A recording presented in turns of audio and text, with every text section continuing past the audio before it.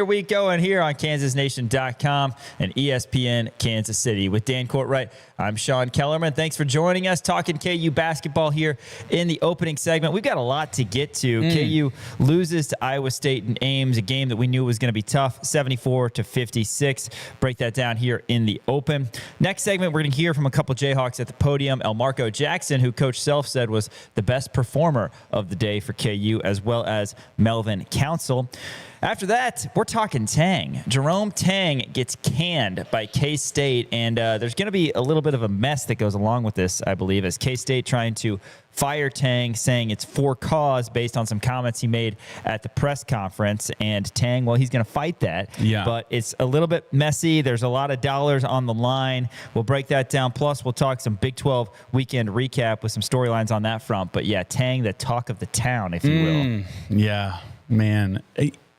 I mean, of course he's going to fight for it, right? Who doesn't want $19 million to not work, right? Greg Marshall's been doing that forever down at Wichita State. I mean, we saw this coming, right? We saw that. Absolutely.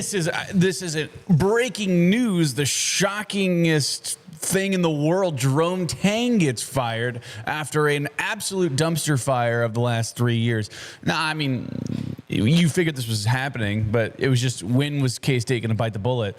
And Jerome Tang did maybe the stupidest thing. Well, we'll get more into this, but he gave them a reason to fire him. And that was like the one thing you couldn't do. It was either A, continue working, B, get fired and paid a lot of money, or C, you mess this up so bad that you get fired and you don't get the money. Yeah. Well, and I think that's the way it is trending right now. K-State, we'll see. I mean, it's, like I said, shaping up to be really messy. We'll talk about that. And have they named an interim yet? They have not at the time that we're recording the show, but they have said that the search for a replacement for Coach Tang is underway. They should have PJ Haggerty be a player coach like Bill Russell back in the day. Right, why not? This is on the heels of K-State losing to Houston, a game that they strangely were up 15-6. They covered at one point. Well, they were up 15-6, and then I checked the halftime score, and it was 33-19 Houston. Yikes. So a little 27-4 run there for the Cougars. Not great. No. Following that, it's our Case of the Mondays segment. I guess Jerome Tang highlights the Case of the Mondays segment, but we'll get into some other things going on across the Olympics, NBA, and some college basketball news that really makes me upset. That Girl Scout cookies. Closing out the Iowa State game, we're going to hear from Bill Self at the podium post-game, kind of a ho-hum game that just didn't go KU's way. And then we'll close out the show talking Kansas women's basketball. They got a win over Houston this weekend at Allen Fieldhouse. And talk KU baseball as well. What a fun opening weekend for Coach Fitz and the guys after dropping the game that opened the season against,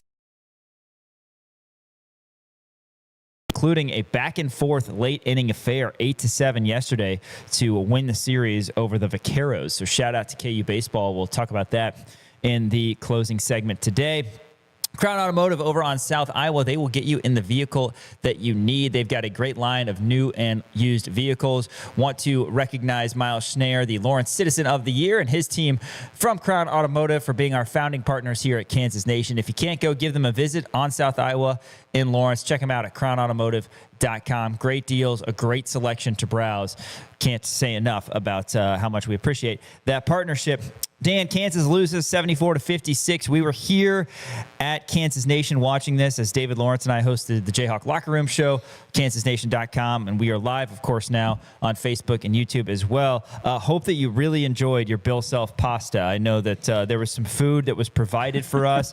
Dan got the Bill Self pasta, and he left here with a full belly, so really happy on that front. Dan, 74-56. You didn't like your salad? KU's 8-game win streak snapped. Hawks are 19-6. 9-3. Your initial reaction after the dust settled on this one? Yeah, I mean, look, you knew that a loss was coming at some point, right? And you kind of hoped, you know, you look at Bill Self teams of the past, you go, man, a lot of these Bill Self teams would be able to kind of run the table, run the gamut. But the Big 12, the way that it sits right now and the way that it has been for at least the last 3 years is just, without a doubt, excuse me, the toughest conference in college basketball. College basketball runs through the Big 12. You look at all of the talent there, and Iowa State, they came in. It was a nightmare scenario for Kansas, right?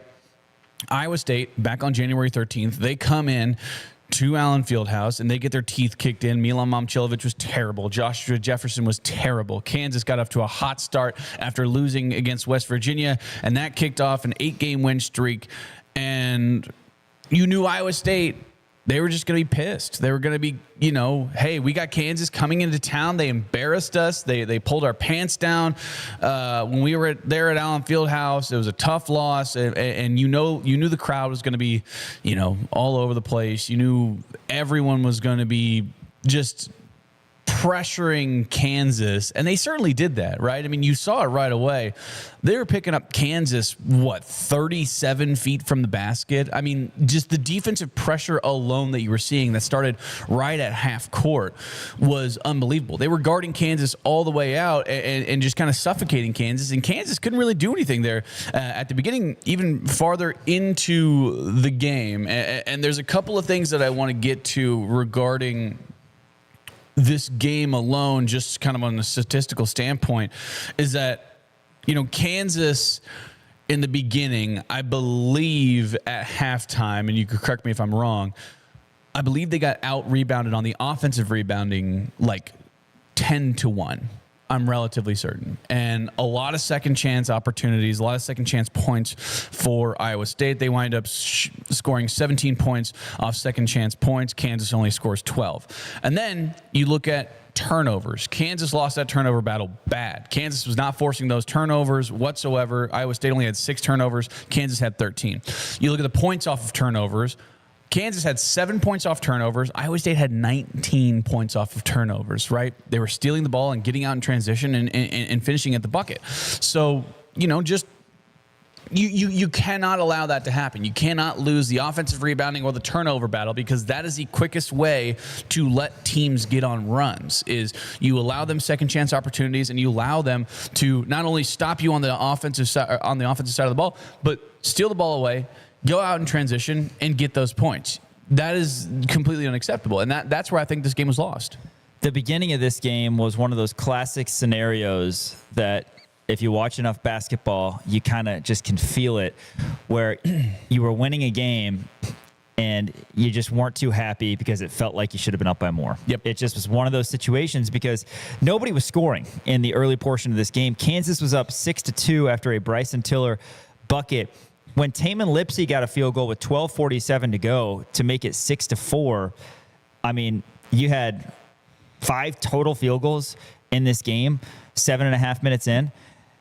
Kansas was only up 6-4. Iowa State was missing a lot of threes. They had done that their previous 2 games where they entered shooting just 25%. And you knew, unfortunately, the shots were going to start falling for Iowa State. The Lipsey take spearheaded a 9-0 Iowa State run. Kansas would answer. Melvin Council hits 3 consecutive threes. Yeah. He scores 9 straight Kansas points. And KU, after a Flory Bidunga dunk from Melvin, goes on an 11-2 run. They're up 20-16. We went into this game thinking, man, how is Kansas such a big underdog? And we were feeling pretty good about ourselves being up by 4 at this point. But then somebody knew something, because Iowa State turned it on, and it was a massive run. It was a, if I'm not mistaken, 19-2 Iowa State run. They went up 36-22, highlighted by Jefferson. He had an and one in there. He had another and one toward the end of that run. And like I said, Iowa State opened up a 14-point advantage.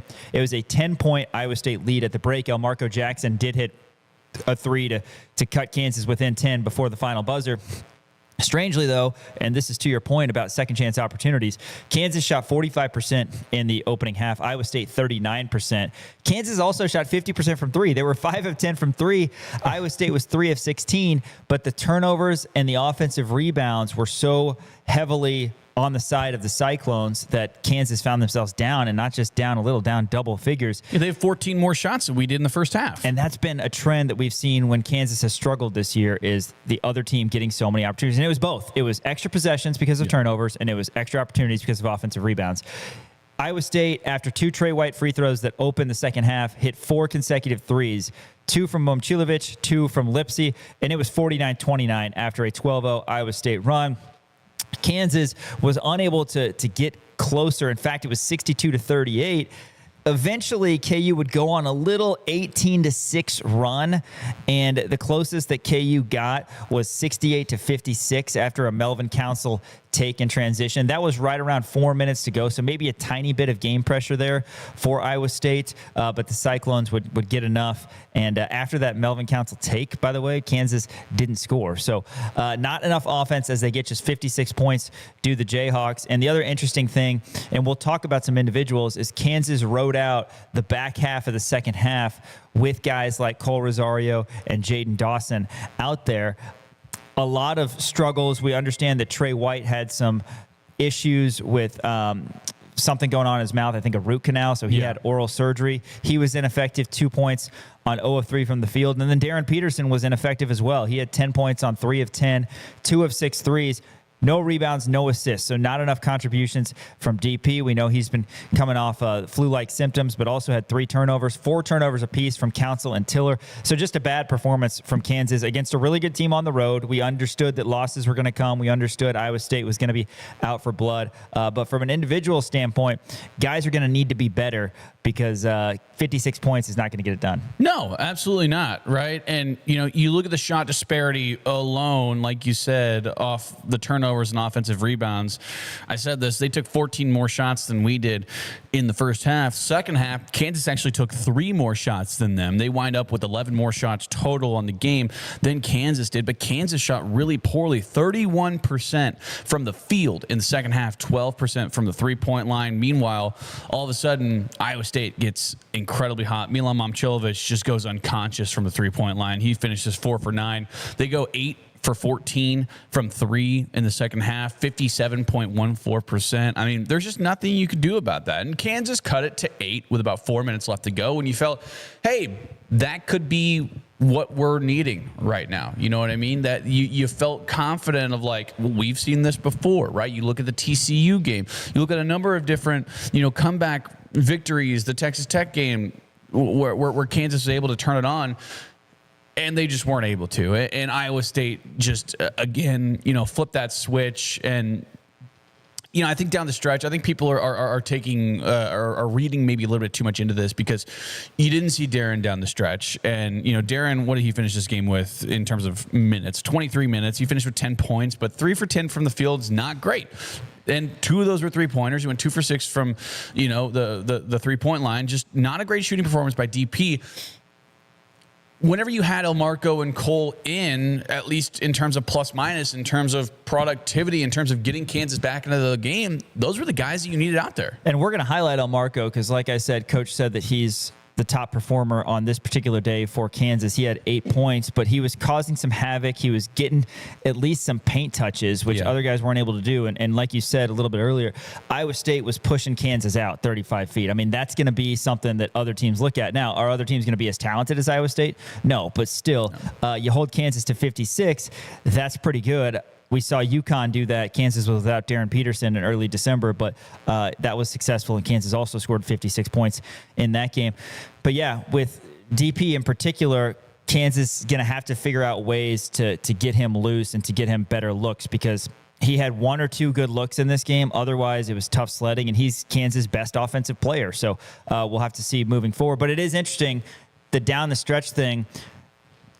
I was obviously here at Kansas Nation as you were watching the game, and we were listening to the telecast. But I heard post-game, before David and I went on for the post-game locker room show, Brian and Greg, friends of the show. Friends of the show. Check out their podcast on the Kansas Nation Podcast Network. They saw it through a different light than I, because I saw it kind of as Peterson and White are out of the game, but that's because Kansas just wasn't very good with them in there. Mm-hmm. And Kansas rode Rosario, which was nice seeing him get some minutes. But when I heard Brian and Greg wrap up their post-game show after the game broadcast, they were talking about, how close would Kansas have had to get to put Peterson back in? And I think it was a situation where Coach was like, hey, Peterson and White weren't very good. We were better. We went on this little 18-6 run with guys like Rosario and even Jaden Dawson out there. I'm going to ride them, and that was the case. So need bounce-back performances. White has not been trending in a great direction. He didn't play well against Arizona, had just 4 points and 1 field goal in that one. He is a guy who averages upwards of 14 points per game. Kansas needs to get him going. And if you don't have White or Peterson scoring, then you're not going to score very many points. We know that Melvin Council can score, and Fleury's good for double digits every day, but White's a guy who can get hot from three, and Peterson's a guy who can be an all-world type scorer. So offensively, Kansas is going to have to find some things out, especially going up against opponents who use a similar defensive strategy. Yeah, I think this game was a little bit tricky, right? Because we've seen Bryson Tiller on such an upward tick that this game, I think, took him back a little bit, right? I mean, he had 4 turnovers in this game, 8 points, but you saw a lot of the points, a lot of the touches that Bryson was having just were not very good. And then on the defensive side of the ball, he was just getting eaten up down there, right? They had a lot of paint touches. Iowa State did, where, Joshua Jefferson was just kind of taking them to town. And, not a great performance by Bryson Tiller, not a great performance by Trey White. Trey White had a little bit of an excuse because of the oral surgery, right? He had an emergency root canal, and he didn't practice virtually all week. So that's going to be an issue, right? All of a sudden you get thrown out there after not practicing all week. He kind of, I think Bill Self said that he went through some kind of walkthrough, non-physical kind of things.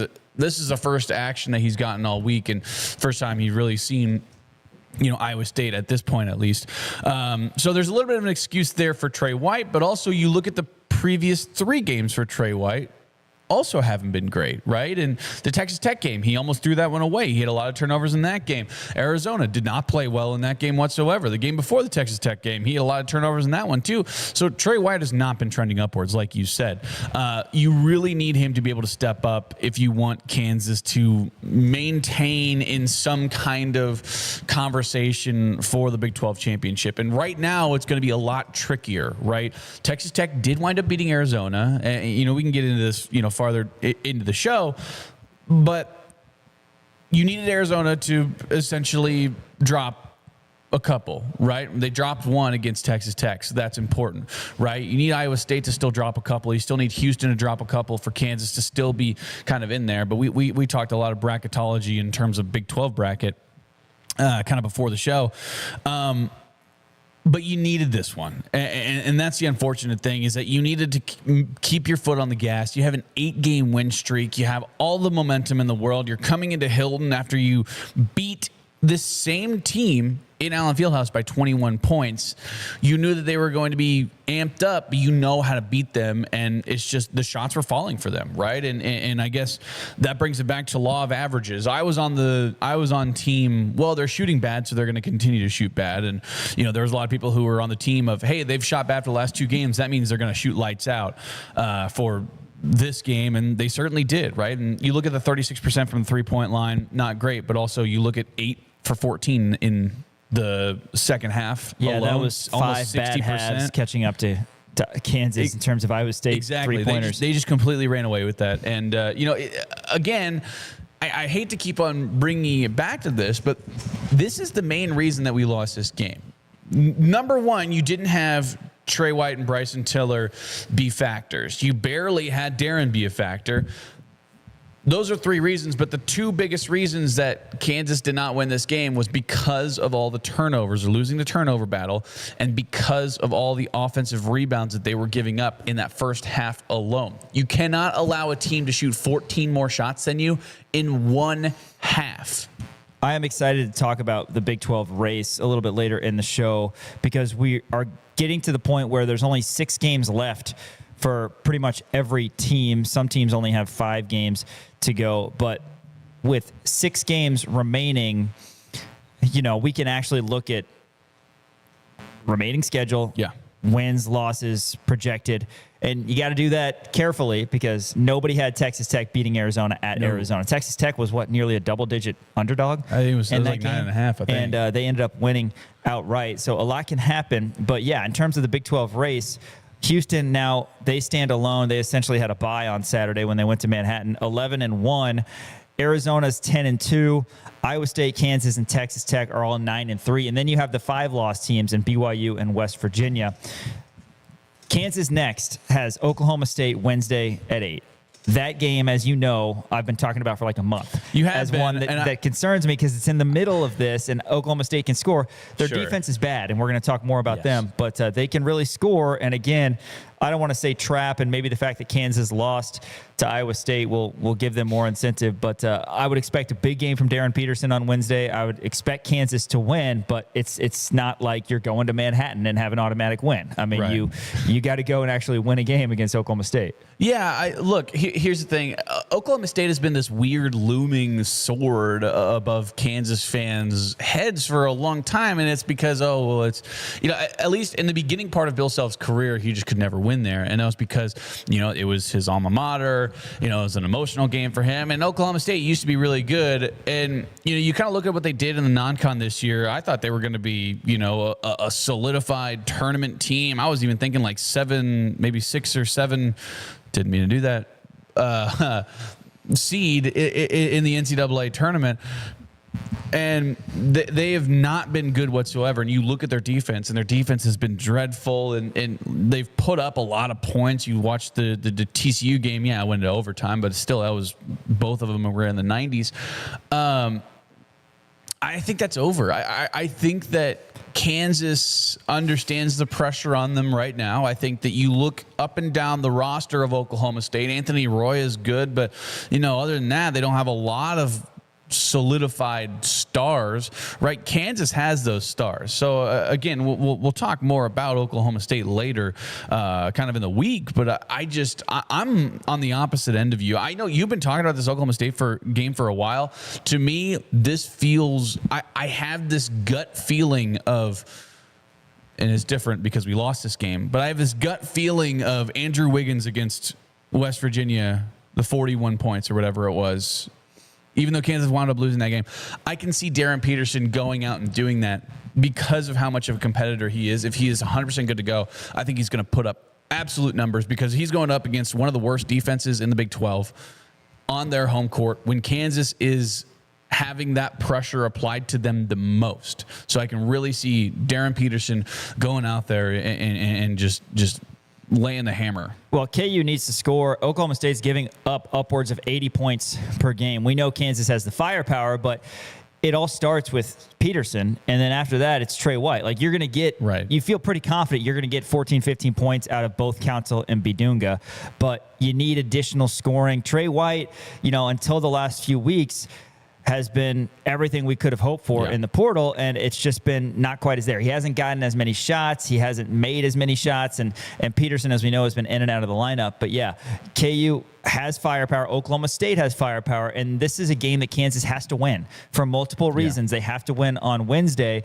Right now, in terms of bracketology, Kansas is pretty solidly on the 3 line. If you look at ESPN, CBS, anything like that, you don't want to drop below the 3 line because you want to play in Oklahoma City or St. Louis the first couple rounds of the NCAA tournament, and from Big 12 conference race as well. You want to find a way to remain in the hunt, and that pretty much includes winning the rest of your games. So this is important. Oklahoma State, a team that lost to TCU on Saturday, they are wanting to get back to the bubble conversation, which they would do if they beat Kansas Wednesday. I know we're relatively up against a break, but I asked you this before the game, and it was just a hypothetical, I remember, and it wound up kind of happening. I said, if Kansas loses this game by 20 points, do we drop in this in the rankings? So we're pre-recording the show right now, so we'll find out a little bit later. We will find out.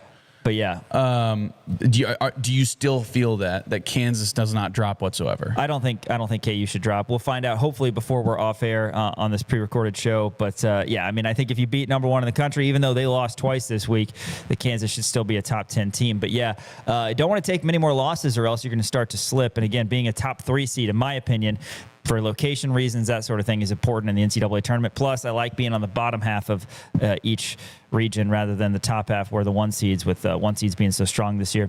So KU loses to Iowa State 74-56 up in Ames. Done with the Cyclones now until potentially a rubber match at the Big 12 tournament. After this, though, we're going to go to the podium post-game. Elmarko Jackson and Melvin Council. You're going to hear from the guys after this. Rock Chalk Sports, ESPN Kansas City, and KansasNation.com. What's up, everybody? Dan Peterson. Everybody go check out kansasnation.com. Listen up, guys. A new year is coming, and you deserve to feel your absolute best. Whether you're chasing peak performance, trying to reignite intimacy, or simply want to feel your best, Game Day Men's Health Lawrence is your calling. Situated in a plush man cave setting, their services for testosterone replacement therapy, erectile dysfunction, vitamin therapy, and weight loss are sure to give you the boost you need. Make an online appointment today by searching for Game Day Men's Health Lawrence. Step up your game in 2025 with Game Day.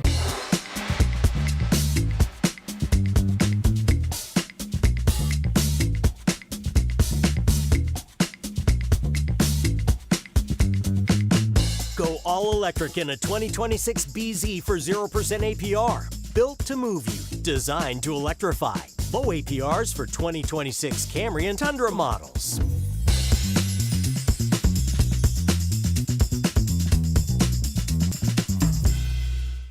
Hello, it's Mark Whitlow from Office Products Alliance. OPA is not just your local office products connection. We have expanded our offerings to network cabling installation, security cameras, door access, and IT services. We all need to keep pace with new technologies. You can trust a Kansas City company that has been your partner for 32 years. Check us out at opakc.com. Supporting local businesses and our community is more important than ever. This is SSJ. Winter in Kansas City doesn't mean your lawn takes a break. It means smart homeowners get a head start. Let David and his crew from Custom Lawn and Landscape prepare your yard for a greener, healthier spring with winter fertilization, soil conditioning, and pre-emergent treatments that stop weeds before they start. Because when the snow melts, you don't want to start fixing your lawn. You want to already be winning. Trust Custom Lawn and Landscape, treating your yard now so it looks incredible later. Visit CustomLawn.com to schedule your winter services today. Hey there, I'm Mick Schaefer. I'm Greg Gurley. And this is Between Two Fountains. It's not an original name for a podcast, but it's our name, Greg. Love it. A lot of time and effort went into that name, and that's all we got.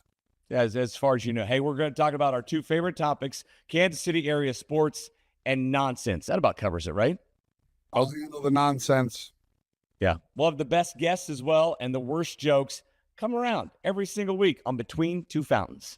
Sports Radio 810 WHB, the radio home of the Indianapolis 500, the NBA Finals, the World Cup, the U.S. Open, Major League Baseball, the All-Star Game and the World Series, BCS Bowl games, the National Football League, the NCAA Tournament, Sunday and Monday Night Football, Sunday Night Baseball, the Super Bowl. People get their sports from Sports Radio 810 WHB.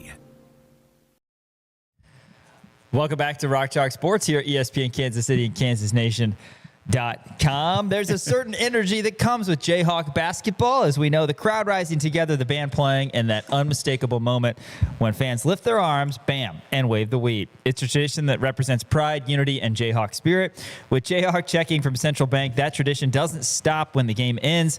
Jayhawk fans can carry their pride with them wherever they go with the official Jayhawk debit card, a simple way to show school spirit every day.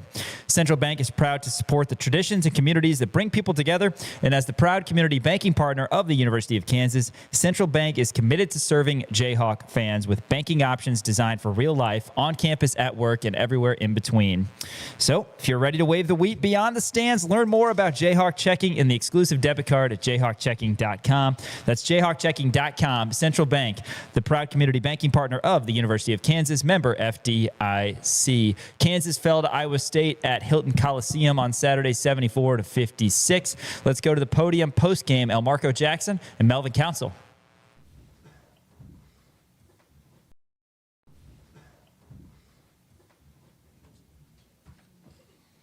All right, guys, fire away, please. Melvin, what made things such a challenge for you guys on offense in the first half? They just took us. They was being aggressive with us. That's what really happened. They were just being aggressive, taking us off our offense and stuff like that. In the second half, I think they hit a lot of tough three-pointers. You guys did a better job in the first half of defending. What happened there? Can you repeat that question, please? In the second half, they hit a lot of three-pointers from you guys after you guys did a pretty good job in the first half defending it. What was the difference in the second half? To be honest, I feel like they made a lot of tough shots. Just gotta tip your hats off to those shots. But as a team collectively, we could have done a better job. So it's on us. Melvin, what made the traps so difficult for you guys to deal with? It wasn't difficult. It was just that me personally, myself, was just taking an extra dribble instead of getting the ball out my hands and feeding to the open man. That's really it. Melvin, how did that environment compare to others you've seen this season, even earlier in your college career? It was a great environment, I knew their fans were going to come out very large and big, Shout out to them, though. They played their heart. Marco, how would you describe your approach during that stretch kind of late in the second half where you were scoring a lot and you guys were able to get a little bit closer? Really just get downhill first and foremost and try and create for my teammates, and then just taking what the defense, offers me. It's pretty, just trying to keep it simple. Just for both of you guys, I guess you haven't experienced losing in a while. How do you think you'll respond to this one, and what will it take for you guys to turn around the next few days and get over it? It was bound to happen. We wasn't really prepared like that, but it's okay that we got more games left, and hopefully we come back and start our winning streak back up again. Just having to go through the defense you guys did with the traps, et cetera, do you feel you guys are better prepared for whatever opponent tries to do that next? Yeah, we definitely about to get after it on Monday, and, we can't wait. What was Coach Self's main message to you guys after this one? Just that we got to be prepared and we got to practice hard like we never did before. Anything else? Thanks, fellas.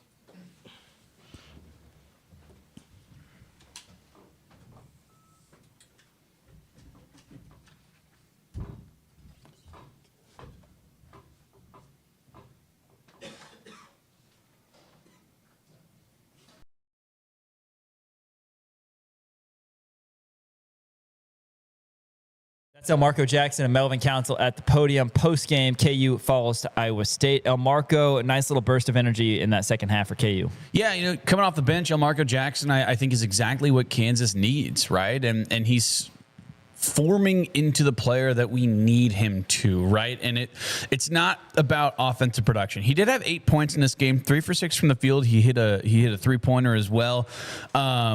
But the defensive upside for Elmarko Jackson is really where I think he thrives, right? You look at Elmarko and you go, yeah, well, he's not putting up numbers. It's like, well, watch what he does out there on the court. It's similar to kind of what Melvin Council does, except for he just doesn't put up as many shots, right? Where he's getting those paint touches. He's getting assists. He's consistently, defending their best players on the defensive end of the ball, and he's giving you that spark, right? He is a prototypical Bill Self style player, and, I think it is kind of perfect that you have remnants of that, especially in the NIL and transfer portal era. When you have a guy like Elmarko Jackson who's able to come off of the bench and give you that kind of spark. So Elmarko Jackson, I think he's been, one of the best players throughout this entire season. I mean, you look at some of the other things that he's done, and yeah, he's thrown up some stinkers. Of course he has. But he's been able to be consistent, at least throughout conference play. Whenever he's out there, he does make a difference. Elmarko, 8 points on 3 of 6, 1 of 1 from 3, had a rebound and an assist. Kansas got a double-double from Flory Bidunga. He was just 5 of 13 from the field, but 11 points, 13 rebounds, 5 of which were offensive. He had a block and a steal. A couple blocks and a steal from Bryson Tiller, who had 8 points on 2 of 2. Council had 15 points on 6 of 11 shooting, 3 of 4 from 3. That was all in that one little stretch in the first half. 5 boards, 4 assists, 4 turnovers for Melvin Council. We mentioned White just 2, Peterson just 10 for Kansas. Cole Rosario had his first points of Big 12 play, hit a couple free throws. Still not able to get a jumper to fall. Hopefully that happens soon enough for Cole. But in the end, Iowa State ends up out shooting Kansas 44 to 37%. Iowa State hits 8 of their first 11 threes in the second half. They end up going 11 for 30 after a cold first half, and they end up defeating Kansas by 18. As we knew that there were going to be some stinkers, and this was a situation where Kansas just caught Iowa State on a bad day, and now they've got some more tape. And I think, honestly, it's a good thing that Kansas didn't just lose this game by 2. Bill Self talked about this post-game in his interview with Greg Gurley.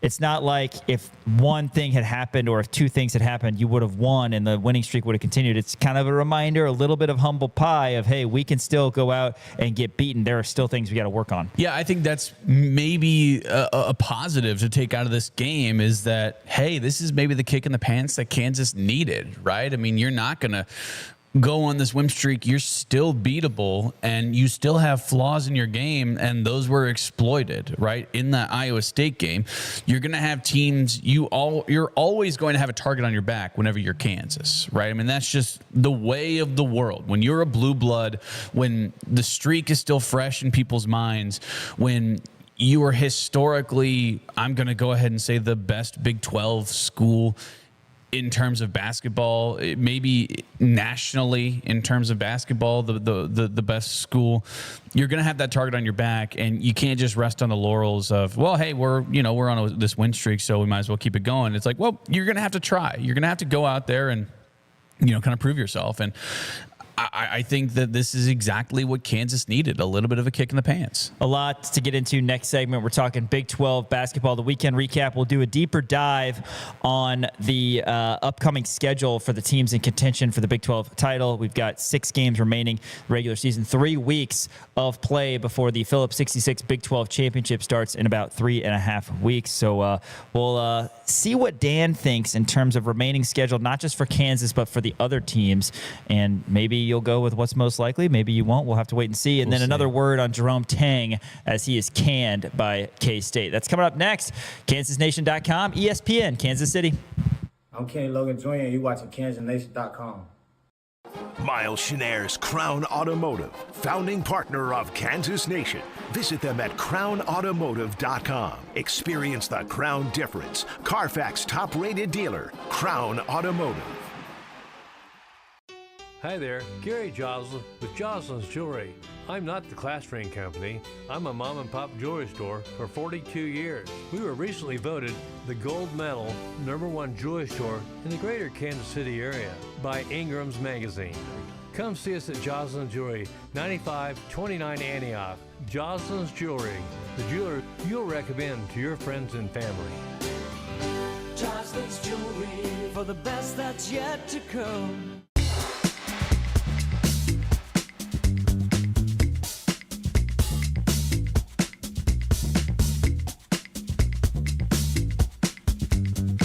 Performance, style, and technology. Check all your boxes in a 2026 Atlas, now 3.9% APR, or get 3.9% APR on a 2026 Jetta, the compact sedan that redefines the standard.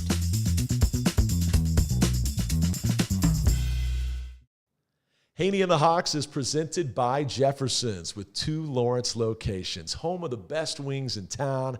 21 signature sauces. You got to check them out. But if wings aren't your thing, how about a burger? They hand patty their certified Angus beef every single day. Also hand bread their tenders. They make their ranch in-house. There is truly something for everybody at Jefferson's. Go see my buddy Brandon Graham and the entire crew at Jefferson's, either on Mass or Wakarusa in Lawrence, Kansas. Hello, it's Mark Whitlow from Office Products Alliance. OPA is not just your local office products connection. We have expanded our offerings to network cabling installation, security cameras, door access, and IT services. We all need to keep pace with new technologies. You can trust a Kansas City company that has been your partner for 32 years.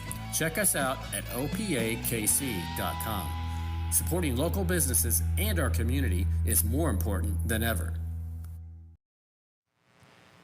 KansasNation.com is the place to be. We're going to be here for the Jayhawk Locker Room Show, the Arizona game and the Arizona State game, February 28th and March 3rd, respectively. David and I will be on air here from Kansas Nation. Excited for that. Appreciate Learfield with the partnership, of course. And, the Kansas Nation Podcast Network is as hot as ever, Dan. Yeah, check out all of our podcasts on our YouTube and on our Spotify, Apple Podcasts, SoundCloud, wherever you get your podcasts. podcasts, we have our show, Rock Chalk Sports, which is on daily from 4 to 6. We'll always post it directly after the show airs on kansasnation.com as well as ESPN Kansas City. Also, we got Tyshawn Taylor's podcast, the Timeout with Tyshawn Taylor podcast, hosted by Rock. And we have the Jay Hawker podcast with Nate Bukaty, obviously the podcast for the University of Kansas Athletics. Also, Between Two Fountains with Greg Gurley and Mick Schaefer.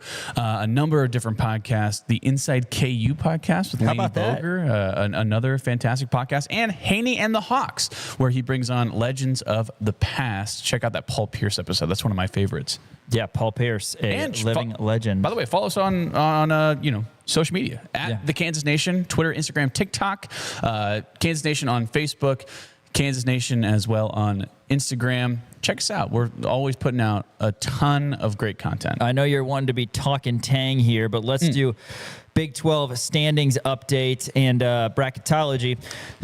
Mondays I actually like this time of year because they update all the bracketology, and it's fun to kind of look at the week ahead. And certainly, as I said before the break, 3 more weeks of Big 12 basketball. When you look at the standings, Houston 11-1. Leading now by themselves, which they haven't been all year because Arizona hadn't lost. Arizona 10-2, and then Iowa State, Kansas, and Texas Tech are all 9-3. We're going to focus on those 5 teams because everybody else has at least 5 losses. BYU and West Virginia are the teams at 7-5. Also, Richie Saunders out for the year. That's awful. That sucks. We talked about it, about how much we hate going up against Richie Saunders, and that was in the most respectful way. Yeah. It's like, I hate going up against Richie Saunders because you're so good, and that really does suck. Yeah, that blows. His best individual performance of his career came at Allen Fieldhouse earlier this year, 33 points.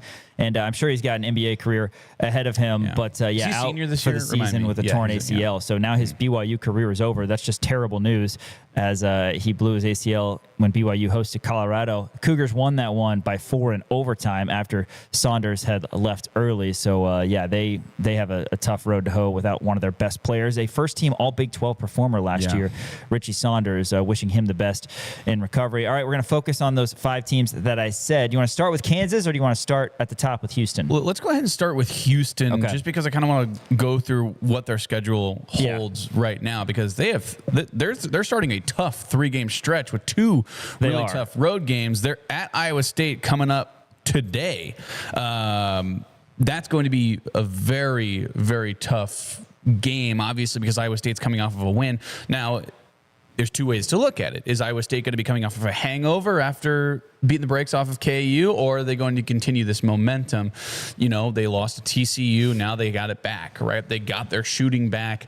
Obviously, in that second half, is it going to continue over? Houston, they're still a really good program, but that starts with at Iowa State, and then they have Arizona at home, and then they're at Kansas. Those 3 games alone, you can see them losing at least 2 of them. Hopefully one of them is to Kansas, right? Arizona, I have a hard time imagining that Arizona is going to drop it's at Houston. Yes. So I have a hard time believing that that's going to be the case, just because I still think Arizona is one of the best teams in the nation. Then they close it out with Colorado, Baylor, and Oklahoma State.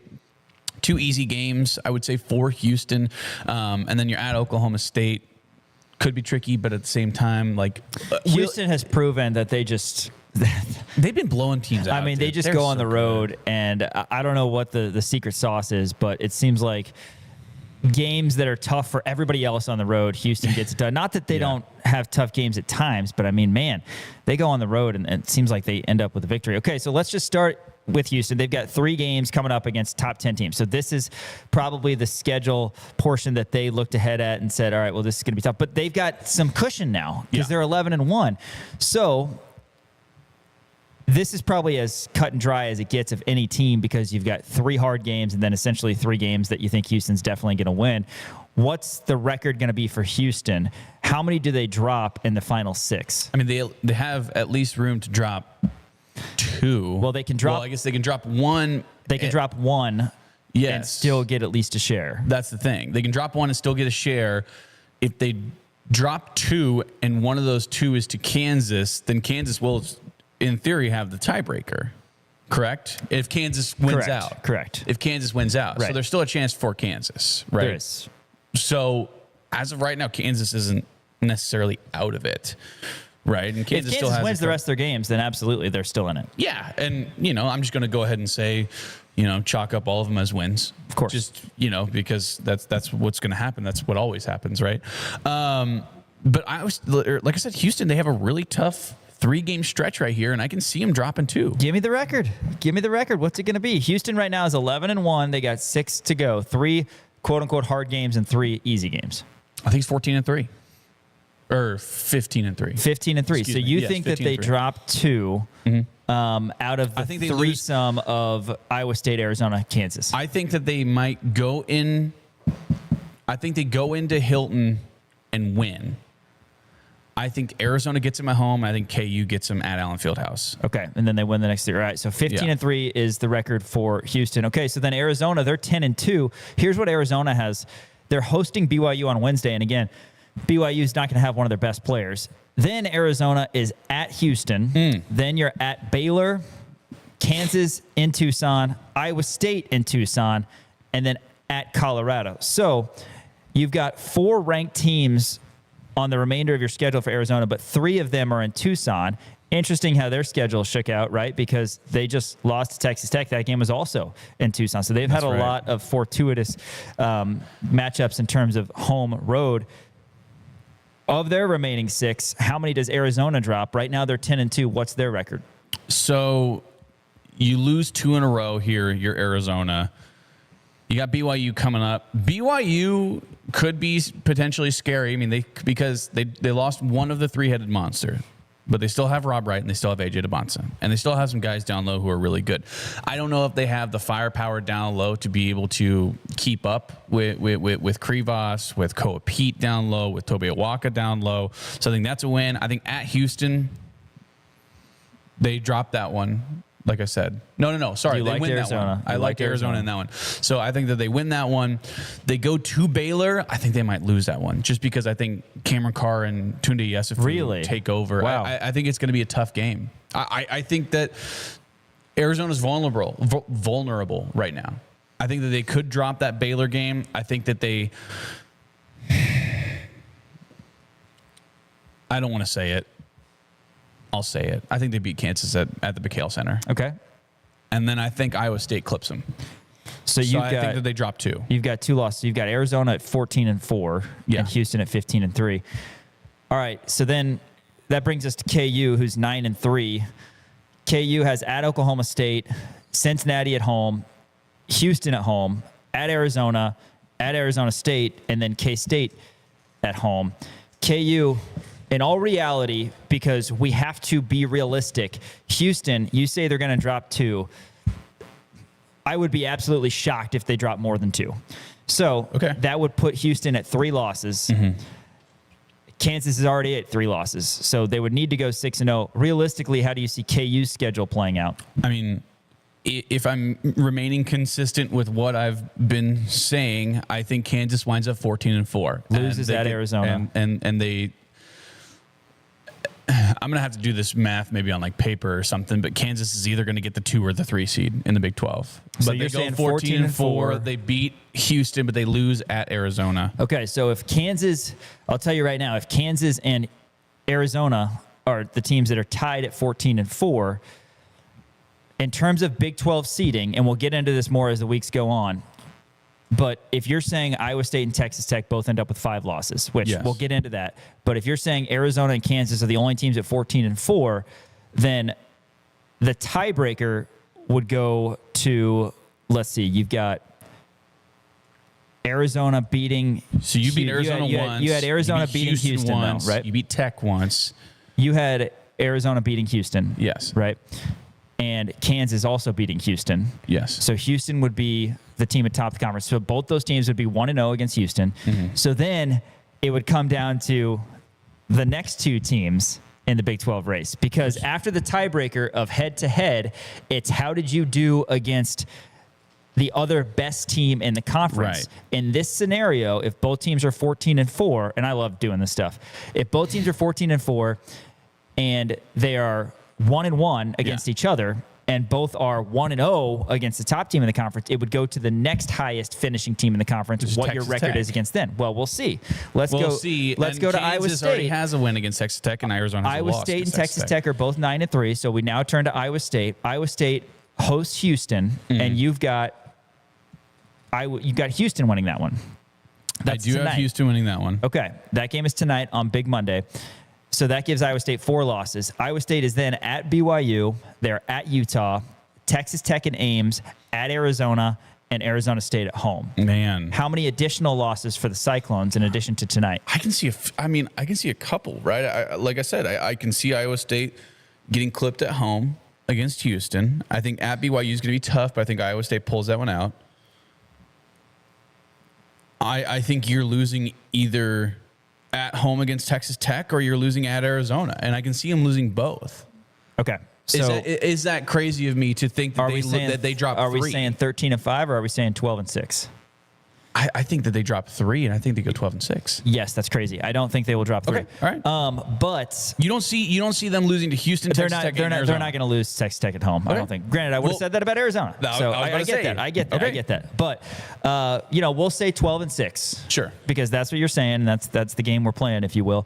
In that scenario, Iowa State's 12-6. They're probably finishing below Texas Tech, but let's see what Dan says here. Texas Tech, again, they have kind of come alive since that Kansas loss, a game that I'm sure they're looking back at and ruining the day. Oh my gosh, they didn't have Texas Christian Tech Anderson. has a good... But 9-3, and yeah, they've already played Houston twice, and they've already played Arizona, plus they're 2-1 in those 3 games. Yeah. They've got their next 3 games. They've got Arizona State and Tempe, K-State at home, Cincinnati at home. Then they got that game at Ames, which you said Texas Tech was going to win. Yeah. And then you've got TCU at home and at BYU. So we're already struggling with your logic. I think they went out. Okay, so now you're saying they've got 6 I think wins. You think Tech wins out? Okay.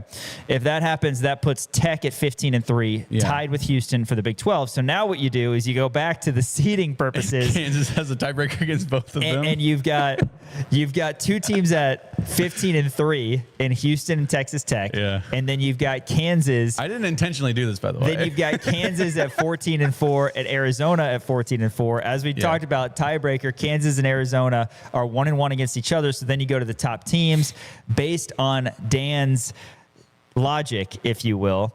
And this will be easier to do when there's fewer games. Yeah, that's true. Your record against the top teams in the conference, well, Arizona lost to Texas Tech, and Kansas didn't lose to either Texas Tech or Houston. Right. So Kansas would be 2-0. KU would be the 3 seed in the Big 12 tournament. Which is it's kind of right where you didn't want them because they're not selfishly because that's a late game. But the 3 seed gets the late game, as does the 6 seed. But that's where you do want Kansas. Yeah, that's just. Again, point is, you'd rather them be the schedule. You're concerned about Texas Tech's schedule because, as we talked about, it on paper is softest. You have still, if you're Texas Tech, K-State, Arizona State, Cincinnati, and TCU. Yeah. And the Cincinnati and TCU games are in Lubbock. And then you're at BYU. They're going to be down Richie Saunders, and at Iowa State. I just don't see them winning a name, so we'll have to wait and see. But we'll keep doing this just because it's fun. I enjoy this bracketology side. But anyway, Kansas right now is probably going to be a top 5 seed in the Big 12 tournament. It's important to get to the 4 seed or higher so that you don't have to play on Wednesday, so that you do get the double bye. Top 4 seeds in Kansas City get the double bye, but a lot of basketball to be played. We talk about this, we do it on paper, and then it ends up not being right at all. Bracketology real quick before Dan has a word on Jerome Tang getting fired by K-State. You look at bracketology, Kansas on both ESPN and CBS right now updated is a 3 seed. Kansas is okay. I take that back. The updated version is only on CBS, so I'm going to ignore ESPN. Kansas is a 3 seed though on CBS. And again, this is why you can't read into it. They have BYU as the 6 seed for Kansas. They would never do that. No. So it's just a situation where they focus on the numbers, the seeding, not as much the opponents. Sure. But it wouldn't be a Big 12 team that would be right there. Other 6 seeds right now on bracketology on CBS: North Carolina, Tennessee, and Kentucky. Oh, How about that? How about that for 6 seeds? For 14 seeds, Man. UC Irvine, East Tennessee State, Portland State and North Dakota State right now for bracketology. Houston and Arizona still on the one line, despite Arizona losing twice. Obviously, they still have an amazing resume. They're going to need some wins, though, if they want to keep that going. And then the other ones are Duke and Michigan. Michigan right now, the number 1 overall seed. Will keep an eye on bracketology. And if Lenardi ever he gets off his couch, he will update it from this weekend's games. I don't know. Man. I don't know. But, scores from the Big 12 over the weekend. TCU over Oklahoma State, 95-92 in overtime. That was a bubble-type game. TCU right now is last 4 in by many bracketology accounts. Baylor lost to Louisville in a non-conference weird game. Houston blew out K-State. BYU, as I mentioned, won against Colorado. West Virginia beat UCF. West Virginia is 7-5 this year in conference play. UCF has lost a few in a row. They are now 6-6. And then the big story was Texas Tech winning in Tucson 78-75. So we'll kind of put the standings to the side for a bit. I'm sure that was very confusing for anybody listening, but trying to break it down and see seeding possibilities for Kansas. I'm going to go back February 16th. I'm going to go back and listen to this show and see how right I am. You should. You should. If you got some extra time, you should do that. If I'm that right, I'm going to buy a lottery ticket. Jerome Tang out at Kansas State, coach to fight for cause. Sorry. He's fighting the cause firing. And basically this is because K-State fired Tang. They don't want to pay him $18+ million. Of course. So they're saying that his firing was for cause. Article ESPN.com says the basis for the for-cause firing, sources told ESPN, is language in Tang's contract that references any activity that brings, quote, public disrepute, embarrassment, ridicule, end quote, to Kansas State. Gene Taylor saying, quote, this was a decision that was made in the best interest of our university and men's basketball program. Recent public comments and conduct, in addition to the program's overall direction, have not aligned with K-State's standards for supporting student athletes and representing the university. We wish Coach Tang and his family all the best moving forward. End quote. Tang back in 2023 signed a contract extension through 29-30, a lot of years from now, that still has $18.67 million remaining on that deal. And as I said, Tang planning to fight the for-cause firing. Dan, of course, this in the wake of Tang's comments after the game against Cincinnati last week, where he said these guys don't deserve to wear the jersey. Talk about a guy who had some of the best PR at the beginning of his collegiate head coaching career and just manages to mess it up even more so, right? He was dancing to Lil Baby. He was in the crowd doing the Wabash Cannonball. He was, a man of faith and all of this stuff. And then you have, him ripping a mop out of a student's hands. You have him claiming that Iowa State was filming their huddle. You have him doing flyby handshakes. You have him following promiscuous accounts on Instagram. You have all of these things tied together with Jerome Tang. But the two most important ones are his lack of accountability and the fact that he is a terrible basketball coach. I don't think that's out of the realm. I don't think that's harsh for me to say, right? And you look at what he's done. He went to an Elite Eight, right? Who did he go to the Elite Eight with? He went to the Elite Eight with Bruce Weber's players, right? Marquise Noel and Keontae Johnson. Two guys who, Marquise Noel was 5'7" and a fantastic story, and nobody wanted him. And Keontae Johnson, essentially died on the floor when he was at Florida, was able to come back and be a star player for Kansas State. I mean, that is a storybook level, story, I guess. That's a documentary level type thing of like, wow, what an amazing story. Like, that's incredible that Jerome Tang was able to do that. And then Bruce Weber's players left.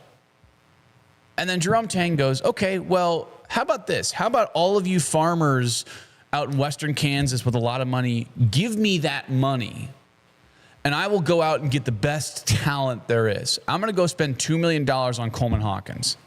I'm going to go spend $1.5 million on Doug McDaniel. I'm going to go spend $2 million on PJ Haggerty. And I'm going to form these rosters, not a construction of a roster with chemistry, but I'm just going to go out and try to get the best players. We've seen this happen. We saw it happen at Kansas. We've seen it happen everywhere else where they go, all right, well, yeah, I'll spend a lot of money on like 1.5, 2 players and then just kind of fill in the rest. And he has substantially gone down in record to where they are sub 500 over these last couple of years. I believe 3 years ago they wound up going, they definitely didn't win 20 games. He's a bad basketball coach, and he's a snake oil salesman. That's my true belief about Jerome Tang. I think that he provides promises for players that he's not able to cash in on. He provides promises for boosters that he's not able to cash in on. I think it was time, and I think that Gene Taylor is doing the right thing in trying to fire him for cause, because you do not want to pay $19 million to Jerome Tang for him to not work. Now, that would be my dream. I would be okay with being paid $19 million to never work again. That's fine. I'm sure Jerome Tang would be too. But if you're Kansas State, if you're the boosters, if you're, a K-State fan, you do not want that to happen because of the way that the basketball program has been going over the last 3 to 4 years. And the main thing, and I think the nail in the coffin, was the lack of accountability that he had in that Cincinnati game, essentially throwing the players under the bus, saying, hey, they're the ones who suck. I don't suck. They suck. They don't deserve to wear this. And you know what?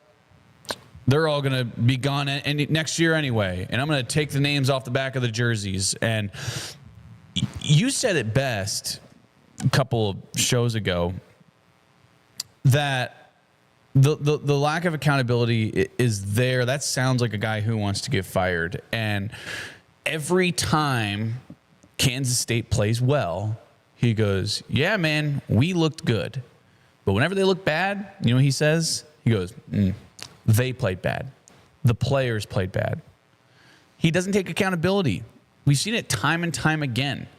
We've seen the flyby handshakes where he completely disrespected Bill Self in Allen Fieldhouse. We've heard him talk trash about people, saying, was he talking about Flory? I can't remember who he was talking about, saying that he was, he's the biggest flopper in the Big 12, and the Iowa State guy's the biggest flopper in the Big 12. Oh no, those guys. Yeah, it was Taman Lipsey. He was talking about Taman Lipsey. That's right.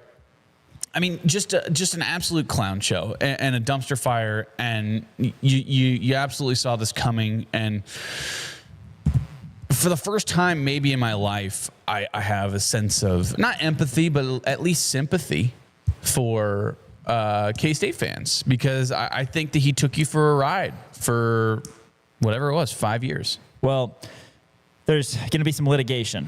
Let's just put it that way, because $19 million, yes, Tang is going to want that. I think that was in the back of his mind when he saw how the season was going, and the comments that he made, I think, weren't a mistake. He might have actually felt that way, but the comments were made and the contract is written as it's written. And, it seems a little subjective to me, the words, the language in the contract. It's going to be a fight because K-State, they're not going to want to pay $19 million. They'd rather pay zero, which is what they'll pay if it's for cause. Say those words again. It was embarrassment. In terms of how the contract is written? Yeah, how the contract is written. It says public disrepute, embarrassment, ridicule. Yeah, obviously he said that, but there's a lot of coaches out there who, I just don't know. I'm concerned. I'm just saying, those are 3 words that I would use to describe the Jerome Tang era. Absolutely, but how many coaches how many coaches say something that you could break down across the country and say, well, that would qualify as this. So it's going to be a messy, sticky deal. Yeah, it absolutely will. There's a lot of coaches who do that. I think that it's not a good look, though, for K-State either, because K-State is going to be looking for a coach. Yeah. And if a coach is going to be wanting to, I don't know, take a fine-tooth comb through a contract, then I don't know. It's going to have to be written very clearly, because contracts have buyouts for a reason. And it seems like there would be some hesitation to sign on at a university with a buyout, knowing that this university is essentially going to opt for cause for something you said at a press conference. I don't know. No, and that's fair.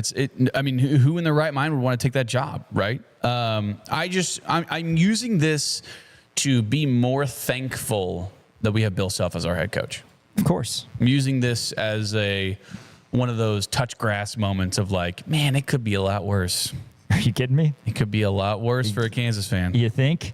Yeah, we've had it pretty good for quite some time here. Jerome Tang fired by K-State. And, I guess we'll see how the dust settles on that, as that's going to be a messy, lawsuit-ridden deal, I would imagine. After this, well, that's a good segue to our Case of the Monday segment coming up next on Rock Chalk Sports, ESPN Kansas City, and KansasNation.com.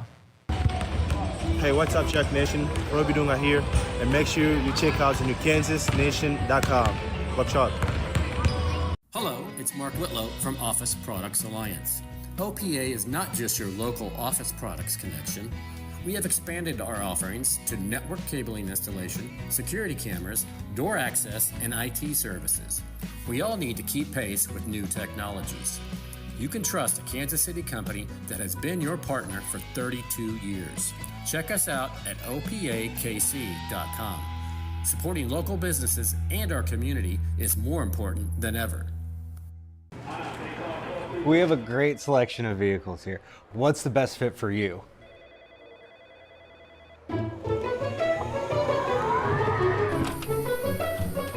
Maybe something a little smaller. Maybe just a little bigger. Getting closer. Perfect. Come experience the Chrome difference. This is SSJ. Winter in Kansas City doesn't mean your lawn takes a break. It means smart homeowners get a head start. Let David and his crew from Custom Lawn and Landscape prepare your yard for a greener, healthier spring with winter fertilization, soil conditioning, and pre-emergent treatments that stop weeds before they start. Because when the snow melts, you don't want to start fixing your lawn. You want to already be winning. Trust Custom Lawn and Landscape, treating your yard now so it looks incredible later. Visit CustomLawn.com to schedule your winter services today. Haney and the Hawks is presented by Jefferson's with 2 Lawrence locations. Home of the best wings in town, 21 signature sauces. You got to check them out. But if wings aren't your thing, how about a burger? They hand patty their certified Angus beef every single day. Also, hand bread their tenders. They make their ranch in-house. There is truly something for everybody at Jefferson's. Go see my buddy Brandon Graham and the entire crew at Jefferson's, either on Mass or Wakarusa in Lawrence, Kansas. CrownAutomotive.com, the place to go, or check them out on South Iowa. Yeah, check them out over in my neck of the woods, as you like to say.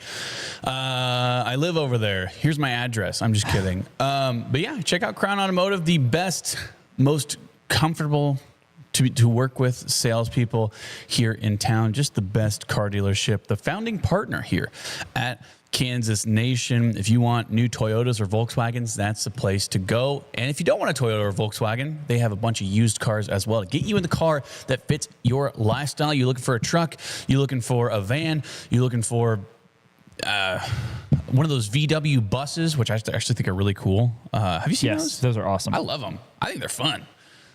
You know what? I might go test drive one later today. Do it. All right, I'll do it. Why not? Crown Automotive, I'm coming to you, and you should go to them as well. Check them out, crownautomotive.com or crownmotorsvw.com. Case of the Mondays. A lot to get into. Got some Girl Scout cookies on here? Yeah, I want to start off here. This is awesome. So, Case of the Mondays for every other Girl Scout in America. Apparently, I don't know if you saw this, there's a 6-year-old girl by the name of Pim Neal from Pennsylvania. She just broke a record by managing to sell 87,000 boxes of Girl Scout cookies. How about that? So apparently she went on TikTok, or her mother went on TikTok trying to promote her, trying to promote her selling these Girl Scout cookies or whatever, and it went viral, and everyone thought she was a really cute, 6-year-old girl, so they all just went crazy. She's trying to aim for 100,026 boxes in order to earn a trip to Niagara Falls, and here's what I have to say to Girl Scouts. Just give her the trip. Totally. Give her the like she sold 86,000 and Girl Scouts is still like not good enough.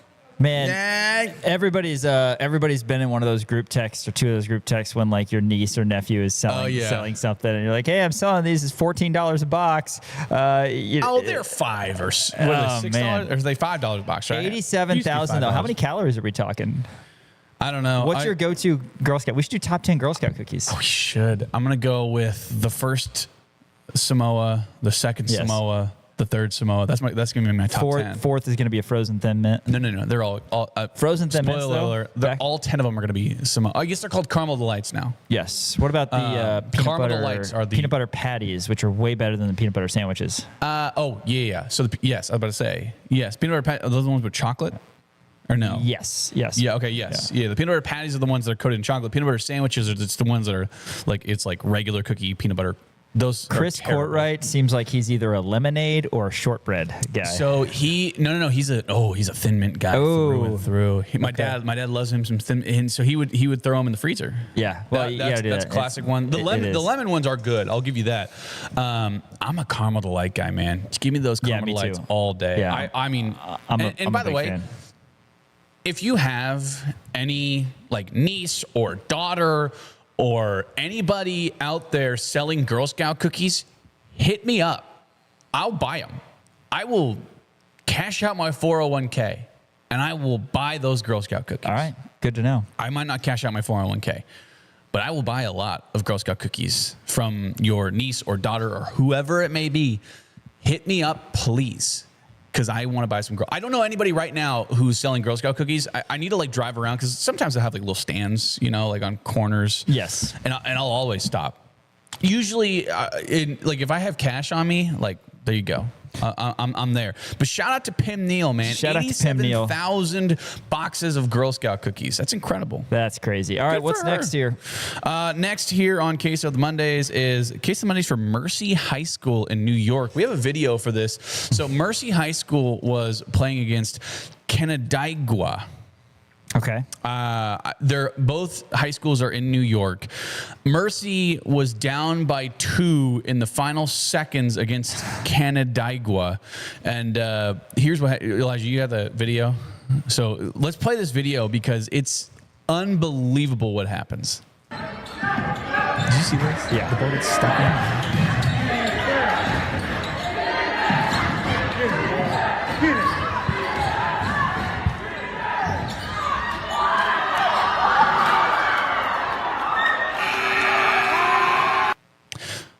So that's heartbreaking. That is heartbreaking if you're Mercy High School because that's the game. You're down by 2, which, by the way, final score of this game 38-36. Yeah, tough, but also blow it dead, right? I don't know, man. I mean, that's what happened. Like if you you call a jump ball. So that's the thing. If a ball gets wedgied. You probably do blow it dead. Yeah. I don't know what the call would be, but probably a jump ball. But you have to blow it dead. I agree. So here's the thing. The ball gets out of her hand and it's on the rim. Buzzer blows. What if the ball, let's even say 10 seconds after the buzzer blows, it falls through the hoop? Yeah. That's true. Because that's because as long as the ball is out of your hand once the shot goes. Right. That is crazy, though. It goes, but the ball... Everybody's standing around, and then the opposing team just goes crazy. By the way, if you're listening to this on ESPN Kansas City or on Spotify, essentially what happens, Mercy was down by 2 points. They go in for a left-handed layup, and the ball just sits on the orange box behind the rim. And maybe, I don't know, 4 seconds, 5 seconds goes by, and it's still sitting up on top of the orange box, and the buzzer goes, and Canandaigua wins. Man, that's tough. I mean, that is tough. I've never seen anything like that Yeah. in my life. That happened over this A nice past aggressive weekend. move to the cup, a left-handed Yeah. layup, and it just gets stuck up there. It wasn't even stuck. It just took a stopped. nap. Yeah, literally, What's it going wasn't a on? wedgie. Oh man, because like we've seen wedgie, but that's the thing though. Like we've seen wedgies, and then when a wedgie happens, a wedgie obviously is when it gets stuck between the rim and the backboard, and the ball Yeah. gets caught there. They blow it dead. Right. They go, all right, clock stops. Let's get the ball out, and then I believe it's a jump ball. Should this have been a jump ball situation, or should they have let the clock run out? Probably, but I also understand the officials like being shocked and not knowing what to do. Sure, in that that's fair. situation. Yeah, your jaw drops, That's the crazy. whistle falls on the ground. I get it, right? But that one is. If I'm if I'm a parent, I'm complaining to Nyasha. What's their I don't like know. Keisha? Yeah. NY. Yeah, you go with that. HHS. Yeah. Whatever. Hey, take us across the pond to Italy. I would love to. Case of the Mondays for Olympic condom workers. Hmm. This is insane. By the way, I don't know. Every year there's a report that comes out. What gets into these Olympic athletes, man? This is crazy. So apparently, and this actually became a big story in 2016, I believe, in Rio. They had a guy whose only job was to distribute condoms to the athletes. So the Winter Olympics, they had allotted 10,000 condoms for the entire Winter Olympics. And I have some math here for you. Please. They ran out in 3 days. Here's the math. So the Winter Olympics has around 2,900 athletes, 2,900 athletes. 53% of them are male. 47% of them are female. So if each Olympian were to use a condom at the same rate to use 10,000 in 3 days, that means each person would use 6.67 condoms in 3 days to bring about the shortage. So you're going to round up to 7 condoms in 3 days for each individual athlete. 2.2 per day. 2.2 per day. 2.22 per day. So you're using at least more than 2 condoms per day. Yeah. Congratulations. There's only so many hours in a day, and they've got a lot of training that they're doing. Man, that's the thing. Wow. Well, do you remember? Was it the one in Paris? That was 2021, right? Because 2020 got canceled, so they went to Paris in 2021. I remember that in Paris, to keep social distancing, because they knew that this would be an issue, they made the beds out of like cardboard. Yeah. And if the beds got shaken enough, the beds would collapse, and then they would know that you were not social distancing, and then they would like kick you out. You think people found a way anway? I would think so. I mean, they're top tier athletes. Yes. I would think you'd think that Yes. they'd probably find a way.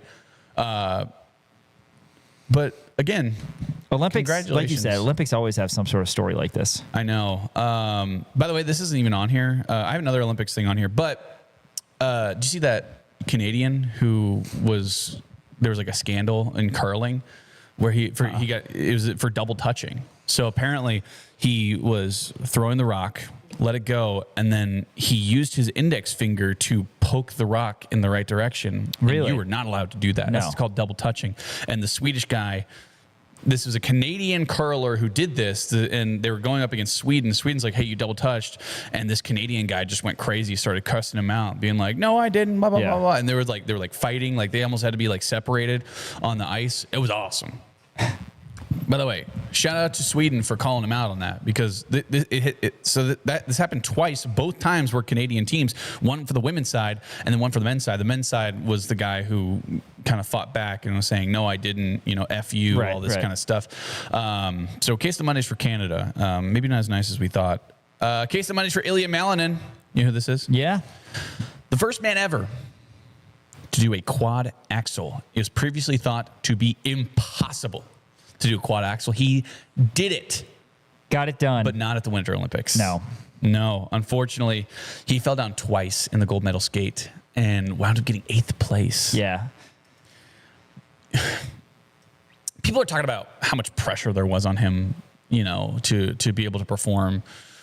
like, oh, he's going to do the quad axel. Oh my gosh, he's going to win gold. And they're like, oh, that's not fair of you to put that much pressure on him. Do you remember in 2008 when everybody, like a month before the Olympics started, said that Michael Phelps was going to win 8 gold medals? Right. Yeah. There's a little bit of pressure there. Do you remember every single time the NBA or they played in basketball, they're like, well, the U.S. has to win, and then they would, find themselves going up against Spain. Pressure creates diamonds, and in this case, gold medals. And he cracked under the pressure. Yeah, disappointing. It is disappointing, but also he's 21 years old. He'll be back. He'll be back. Right? Quad God, they call him. Quad God. Shout out. Case of monies for the NBA. Did you know the NBA All-Star Game was yesterday? I found that out yesterday evening. And did you watch? I don't know. I saw 4 different box scores. Apparently, people love.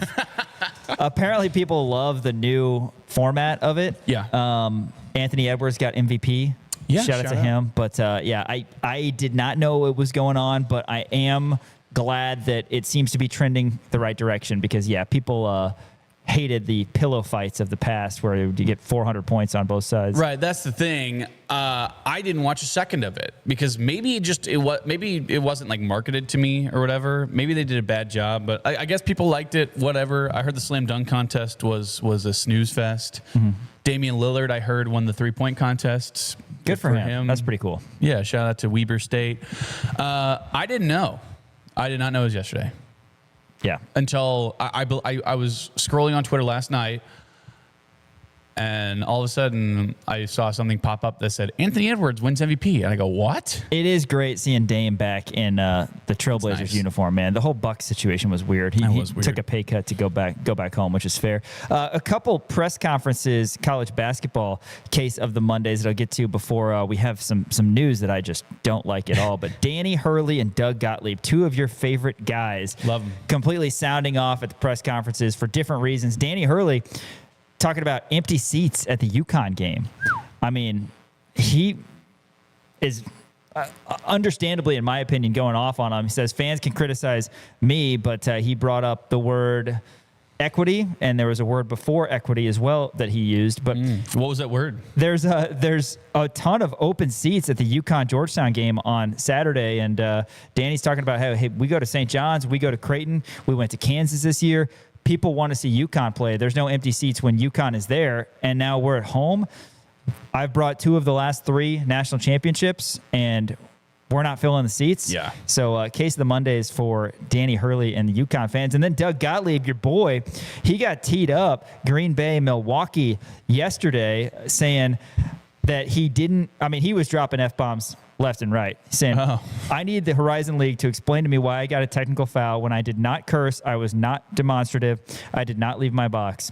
All we ask is that there's a fair game, and he's just going off on the commissioner and the higher-ups. You think if anybody was being media trained, you've got to see this. He's banging. I wish we had the video. He's banging the desk saying that he didn't do that. Green Bay is actually better this year. I mentioned this to you last show. They've got 9 conference wins, and Gottlieb maybe having a full-time job devoted to coaching is the way to go. But Danny Hurley and Doug Gottlieb, they find a way to be in the media.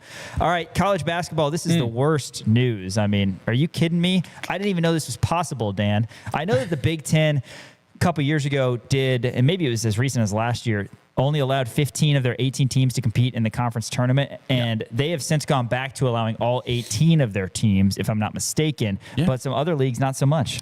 Yes. So case of the Mondays there's 4 teams who I want to highlight, but there's one of them who has it worse because they wind up being the first, and that's Western Illinois. Western Illinois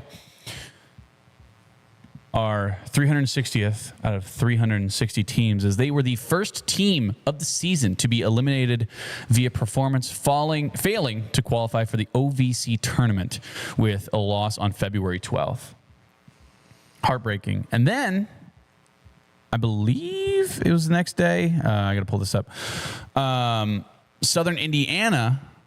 Oh, it was February 14th. It's Valentine's Day. Heartbreaking. Southern Indiana becomes the second team to be mathematically eliminated from the OVC tournament. And then yesterday, there was 2 more teams who failed to make the tournament. Oh, my gosh. I pulled up the wrong one. Let's see. It was Canisius and Ryder. Ryder's 2-14 this year. Canisius is 3-13. Both of them are eliminated from the MAAC, soon to be renamed NAAC tournament. Golden Griffins, they lost yesterday. Your thought, because you said you had some thoughts on this. This is terrible. Okay. The allure of college basketball and March Madness in general is the fact that everybody has a chance. Right. I love football. I know you're a huge football fan. You were on a team in college. I was on a team. And certainly, yes. It is what it is. But let's be honest, after 3 or 4 weeks of any given college football season, even with the expanded 12-team college football playoff, a lot of teams aren't playing for anything. Because you ain't going to go to your conference championship game. You ain't going to go to the 12-team college football playoff. College basketball, everybody has a chance. Everybody goes to their conference tournaments, and you have an opportunity to go on a historic run. It's happened before where a team who's been a lower seed in their conference tournament and didn't win a lot of games goes on a run, wins their conference tournament, and then they get to go to the big dance and the experience that the kids get there. All that, it's so cool. Is it likely? No. Do most of these teams who were bad during the regular season get run over in their conference tournament? Yes, I get that. But you have a chance, and there's reason to continue playing hard into January, into February, into March for some conferences because you want to get the best seed possible to give yourself the best chance. I absolutely hate this. I hate this because 360 teams in college basketball Division I. Now 4 teams, as you said, are already eliminated. Ryder, Canisius, Western Illinois, and Southern Indiana. Not cool. They do not get a chance. So now they're stuck in the football mindset of, I guess we're just going to play out our season, even though we have nothing to play for. And I don't know. I hate it. There goes my future on my Canisius national championship. Right? Man. There's that issue too. It's so disappointing. I know. It's really tough. But I agree with you. Don't you agree? I mean, that said, there's 360 teams. I think 360 teams should get to go to their conference tournament. Big Ten figured it out. They're allowing all 18 of their teams to go. Is it going to be easy? No. If you're a 15, 16, 17, or 18 seed in the Big Ten, shout out to the likes of Maryland and Penn State and all those teams, you have to win 6 straight games in 6 days. I love it. It ain't going to happen, but it's fun, and you can tell yourself you have a chance. Yeah. I don't know. I just don't like it. Yeah. No, I like that, though, because, like, look what NC State did.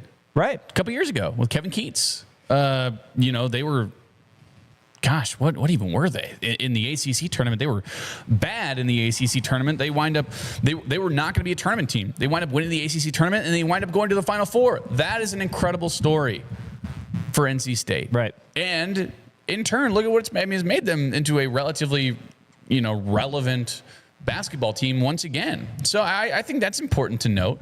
Look, that it obviously sucks, and I'm with you. I think everyone should have a chance to be able to play. Yeah, bummer. And it's the case of the Mondays for those 4 teams who we were talking about just the beginning of other teams who don't get to play in their conference tournament. That's so dumb. It might be the SoCon who does the quintuple bye. Okay. Yeah, we should look that up. We were talking either Sunbelt or SoCon. One of them reseeds after the first round of games, if you will. And a lot of these conference tournaments, they have host teams. Oh, it's Sunbelt. It is the Sunbelt. So they don't reseed. It's the top 2 teams get quintuple buys. Yeah. Yes. And then the West Coast Conference is like that too, right? With Gonzaga and St. Mary's? Oh, maybe. Yeah. Sunbelt Conference. I feel like Gonzaga and St. Mary's always get a trip to the semifinals. Here we go. Oh man, that's a beauty to look at. What's that? The quintuple bye. Oh my God. We'll pull it up maybe tomorrow. Right, I don't know if the camera can really catch it, but it is the quintuple bye is just an absolute thing of beauty. Yeah, that's great. And again, at the West Coast Conference with Gonzaga and St. Mary's, it seems like we're always in the 10 seed Old Dominion won 1, 2, 3, 4 games made it to the similar deal where 9 faces 12. Oh, and I 10 love faces 11, and then over here is the I know how much you love semifinals. brackets. Oh, Just dude. make it like that. I love a good bracket. You don't eliminate a team out of their conference tournament. Right. Same deal here. You got to win 6 games in 6 days. It's probably not going to happen, but man, give them a chance, man. Exactly. Got to keep that feeling. That's our Case of the Monday segment for today. We're going to go back to Hilton Coliseum in Ames. Kansas fell to Iowa State 74-56 on Saturday. We're going to hear from the Hall of Famer Bill Self right after this. Rock Chalk Sports, KansasNation.com, ESPN, Kansas City.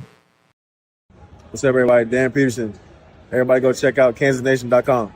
KansasNation.com is presented by Game Day Men's Health Lawrence. Step up your game with Game Day Men's Health Lawrence.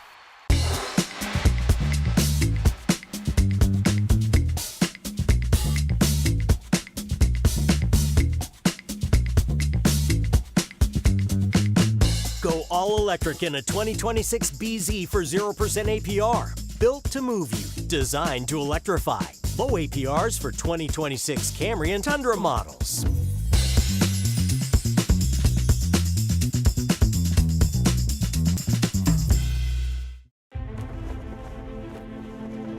Together, we're elevating our potential, our pride, our traditions, and our dreams. Together, we're opening up a whole new world of possibilities. Elevate your University of Kansas experience with Jayhawk checking from Central Bank. Central Bank and KU, elevating together. Hi there, Gary Joslin with Joslin's Jewelry. I'm not the class ring company. I'm a mom and pop jewelry store for 42 years. We were recently voted the gold medal #1 jewelry store in the greater Kansas City area by Ingram's Magazine. Come see us at Joslin's Jewelry, 9529 Antioch. Joslin's Jewelry, the jeweler you'll recommend to your friends and family. Joslin's Jewelry for the best that's yet to come. Hello, it's Mark Whitlow from Office Products Alliance. OPA is not just your local office products connection. We have expanded our offerings to network cabling installation, security cameras, door access, and IT services. We all need to keep pace with new technologies. You can trust a Kansas City company that has been your partner for 32 years. Check us out at opakc.com. Supporting local businesses and our community is more important than ever. Every weekday beginning at 6 a.m., Stephen St. John kicks off your morning with New Day with SSJ. Then at 10, get in the zone with Jason Anderson. And at 2, listen to the program with Soren Petro, Kansas City's favorite sports talk. Only on America's largest all-sports radio station, Sports Radio 810 WHB, the power of sports.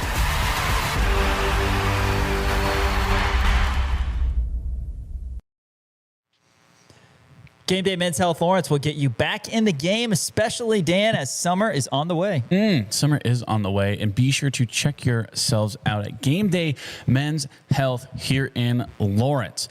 Game Day Men's Health is going to do everything that they can to get you back in the game. Guys, got to start working on that summer body. Well, guess what? They can help you with weight loss as well. If you're not feeling quite like yourself, if you don't have the energy to go to the gym, spend time with your family, do a good job at work, be sure to check out Game Day Men's Health, because 50% of all men over the age of 40 experience low testosterone, and 60% of men deal with erectile dysfunction at some time in their lives. So I urge you to go get yourself checked out at Game Day Men's Health. The best part, it's 100% complimentary that first visit. So be sure to go. They'll check your blood, make sure everything's going well. If not, they'll make sure to get you back in the game. So check out Game Day Men's Health and their plush man cave-like setting. Big shout out, Mitch Bale, Sam Abram, and the whole team over at Game Day. Let's go to the podium post-game. Kansas fell to Iowa State. Here's Bill Self. Okay. Well,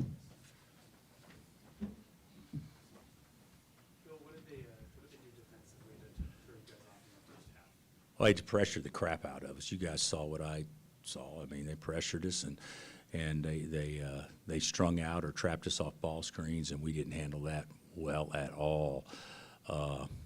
And you know, our ability to move the ball and drive gaps to force help, it was pretty weak the entire first half. Second half, we actually did a better job with it, but they had so much pressure on the ball, even when guys are open, we didn't even think about passing it because we were just trying to survive. So give them credit. That game today it mirrored the game in Lawrence. You know, it was us and Lawrence doing that, and today it was them doing that, and we didn't handle it very well at all. You always talk about how difficult it is to play here. How difficult was it to coach and see your team play in State? Well, what makes it hard to play here, more times than not, is Iowa State's got really good players out there on the court. That's what makes it hard.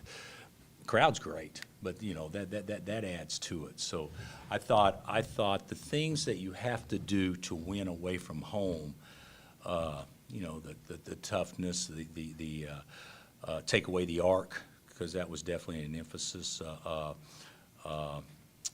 You know, take care of the basketball, no live ball turnovers. If you look at the first half, they beat us on offensive rebound, fan for threes, and scoring off live ball turnovers as much as anything. So, you know, we didn't do near enough to make up for our deficiencies there. And then start the second half, you know, they come out and they make their first 7 threes. Is that right? So, yeah. Yeah, that would be a formula for disaster wherever you're playing away from home. So, and they executed and they played well, but our defense was soft enough to make sure that we let them feel comfortable shooting it. From your perspective, Coach, has Iowa State changed or grown a whole lot since the first matchup to the second matchup? Well, they were a lot better today than they were against us the first time. You know, the thing about it is, TJ and I have actually talked about this. Season's long. We caught them when they weren't very good. They had a terrible 7 to 10 days, whatever it was. Worst 7 to 10 days they've had this season.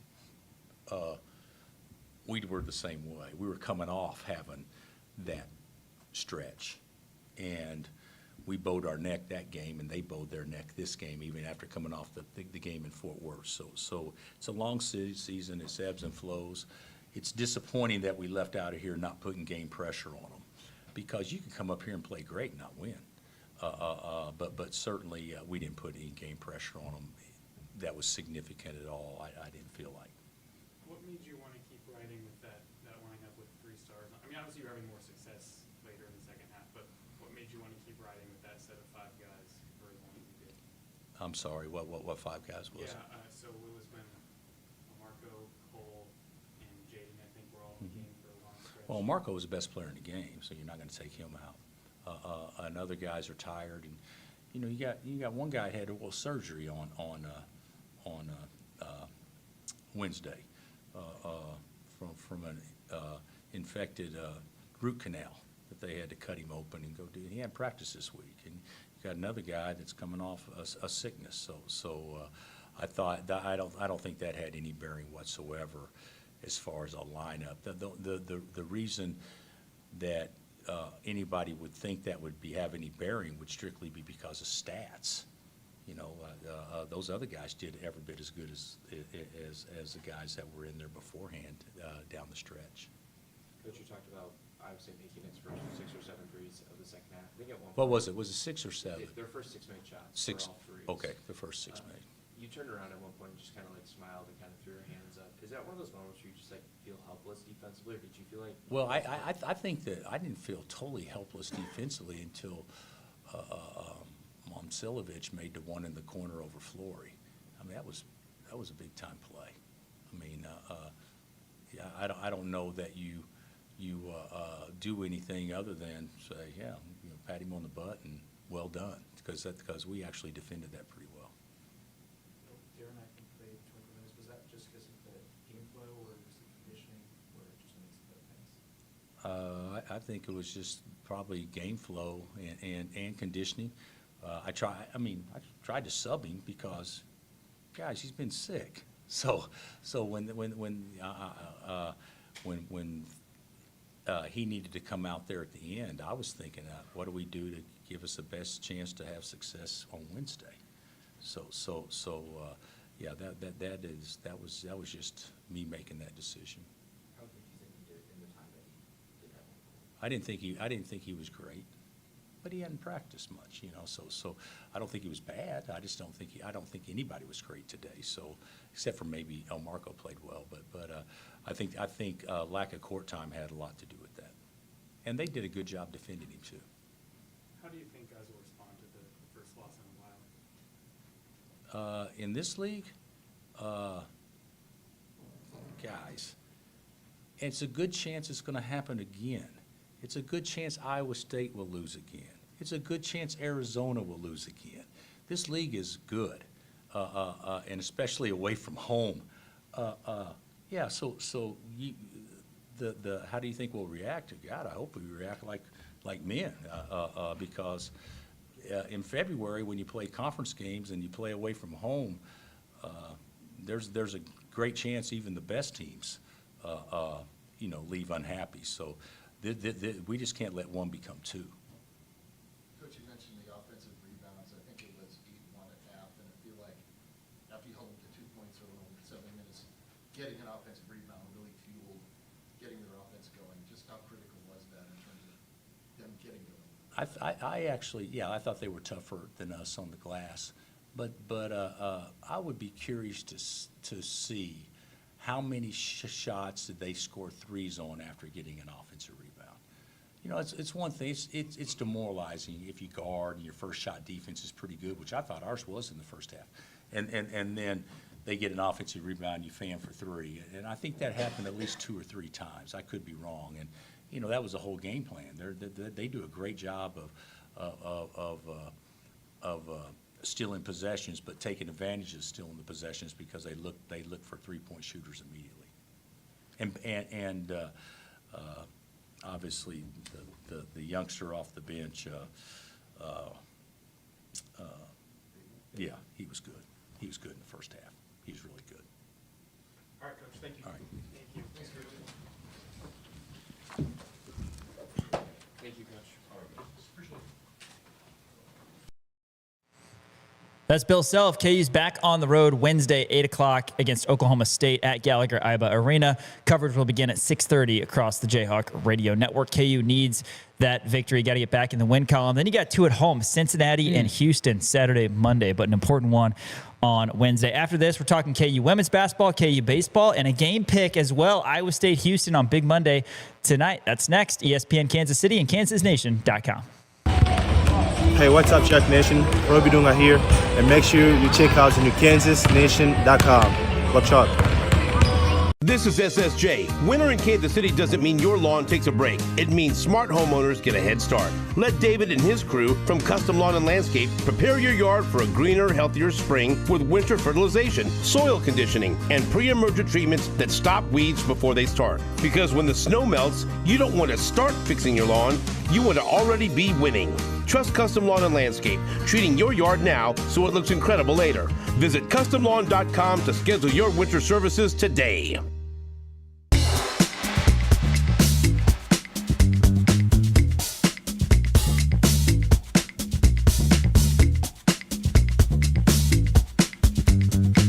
Performance, style, and technology. Check all your boxes in a 2026 Atlas, now 3.9% APR, or get 3.9% APR on a 2026 Jetta, the compact sedan that redefines the standard.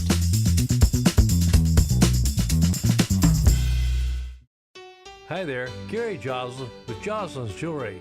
I'm not the class ring company. I'm a mom and pop jewelry store for 42 years. We were recently voted the gold medal #1 jewelry store in the greater Kansas City area by Ingram's Magazine. Come see us at Joslin's Jewelry, 9529 Antioch. Joslin's Jewelry, the jeweler you'll recommend to your friends and family. Joslin's Jewelry for the best that's yet to come. Listen up, guys. A new year is coming, and you deserve to feel your absolute best. Whether you're chasing peak performance, trying to reignite intimacy, or simply want to feel your best, Game Day Men's Health Lawrence is your calling. Situated in a plush man cave setting, their services for testosterone replacement therapy, erectile dysfunction, vitamin therapy, and weight loss are sure to give you the boost you need. Make an online appointment today by searching for Game Day Men's Health Lawrence. Step up your game in 2025 with Game Day. Together, we're elevating our potential, our pride, our traditions, and our dreams. Together, we're opening up a whole new world of possibilities. Elevate your University of Kansas experience with Jayhawk checking from Central Bank. Central Bank and KU, elevating together. Dan, I understand you had a lovely Valentine's Day, the KU game notwithstanding. Yes, I did have a lovely Valentine's Day. KU game was tough, but what did we end up doing on Valentine's Day? Valentine's Day, we went to go see Casablanca in theaters. That was fun. The Regal here in Lawrence, they were showing Casablanca. It's a very romantic movie made in 1942, I believe, with Humphrey Bogart, Ingrid Bergman. That's one of my wife's favorites. It's a good movie. You should check that out. It's an old movie for sure, but it's a fantastic movie. And then Piper and I, we got a couples massage yesterday. Really? Yeah, it was Do you nice. feel the difference today? Did I not seem more relaxed to you when I walked in? Oh, No. just the exact same. Cool. So I spent $300 for nothing. It's awesome. Oh my God, $300. Yeah, but Piper went ahead and made chicken parmesan last night for dinner, so that was nice. A nice little break from the beef and sweet potato and cottage cheese bowls that we've been eating. Yes. That I've been eating because Piper's on a diet. And Right. she just makes enough for me as well. Conveniently. So yeah, it was nice. Chicken parm. I'm gonna eat that for dinner tonight because she made a lot of it too. So that was awesome. But yeah, I mean, relatively relaxing Valentine's Day. What'd you guys do? I understand that you were supposed to have a dinner. And then you wound up not, but you had a lovely takeout. You phrased that sentence as if you were me talking right Yeah. there. Yes, babysitter got sick, so we had Domino's pizza in the candlelight. That's nice. Shout out to Phil Vassar. Honestly, that sounds great. Yeah, no, it was good. The Parmesan stuffed crust is so good. Ooh, it is so good. I love stuffed crust. Dude, it's worth it. You got to pay $4 extra, but it's worth it. Yeah, So they Big stuff it with Losh knows. Parmesan? Parmesan's a hard cheese to melt. No. Oh, the Parmesan's on the top. Yeah. I'm with you. There it is. Mozzarella You'll never in inside. a million billion years guess what the cheese on the inside is. Mozzarella. Yes. Of course. Mozzarella. Yeah. That's nice, though. That seems romantic. Kansas women's basketball over Houston, 85-68. Kansas needed to win this one. They did. 4 scored in double figures. Jayhawks, 85 points. That's the most they've scored in conference play. Jalea Davis, unsurprisingly, she led the way with 25 points. Samaya Nichols had 22, also had a season-high 9 assists. And then Elle Evans, who definitely has been trending upward, Dan. She hits 4 threes, ends up with 18 points, also had a couple blocks. KU 16-11, 6-9 in Big 12 play. There are 3 games remaining in the regular season. Can Kansas find a way to win the remaining 3? It's not going to be easy, of course. You got at K-State. You've got another road game at Oklahoma State. And, of course, Senior Day is a tough one with Texas Tech coming for the return trip. But a much-needed win Saturday. I'm going to say it. I think Libby needs to go on the bench. And I think Elle needs to start. Elle comes off the bench. She plays 26 minutes, has 18 points, 7 for 12 from the field, 4 for 7 from the three-point line. She's back, right? She was in a slump. That's why she was put on the bench. She needs to be back out there. Libby Fandel started this game, only played 15 minutes, had 4 points in this one, 1 assist and 2 turnovers. She was -4. You got to put Elle in. I mean, Jalea and Samaya obviously are your 2 best players, but when you have Elle coming off the bench scoring 18, I think that there just needs to be some sort of shakeup in that starting lineup. Put Elle back in, because she is that prolific of a scorer. I think you just absolutely have to have her in the starting lineup. She still played 26 minutes, and there's still substitutions happening, and it's a good spark off the bench. But I think you need to get on some runs early. You need to get Elle hot early in order to be able to stay in these games, because you kind of have a tough stretch down the road, and you're not going to be an NCAA tournament team. I would say if you went out at this point, you're still not going to be an NCAA tournament team. I completely disagree, and so does Charlie Cream, who does bracketology. Charlie Cream has Kansas as next 4 out for bracketology. Kansas, should they win out, Dan, that would mean they have additional victories at K-State, who's a decent team at 7-7. Plus, you would have a win against Texas Tech, who's 10-4, and at Oklahoma State, who's 9-5. So that would be plenty good, I would think, at 19-11, 9-9 in conference play. A lot of ifs, but they are at least semi on the radar are the Jayhawks. Not last four buys, not last four in, and not even first four out, teams that are 69 through 72. But on the next four out, the Jayhawks find themselves. You got to find a way to win. And, we'll see. Again, it all starts at K-State.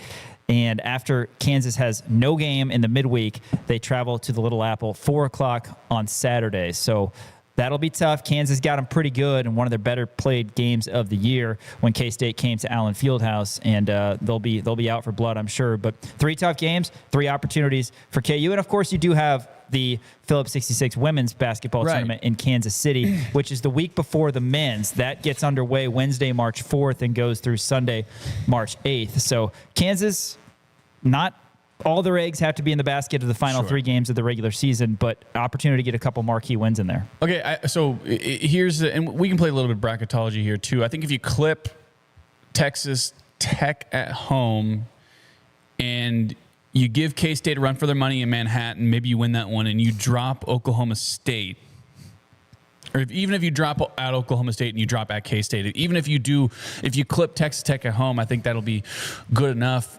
to where if you go on a run and if you make it to the Final Four in the Big 12 tournament, then maybe teams will start looking at you, and maybe you can get one of those at-large bids, kind of bump you up into the first 4 in, maybe the next 4 in, or whatever it may be. I think if you go 2-1, you feel pretty solid because that's at least one marquee win that you get. So then you probably go to the Big 12 tournament thinking, all right, if we win a game, we might have a chance. If we win 2 games, then we're almost definitely in.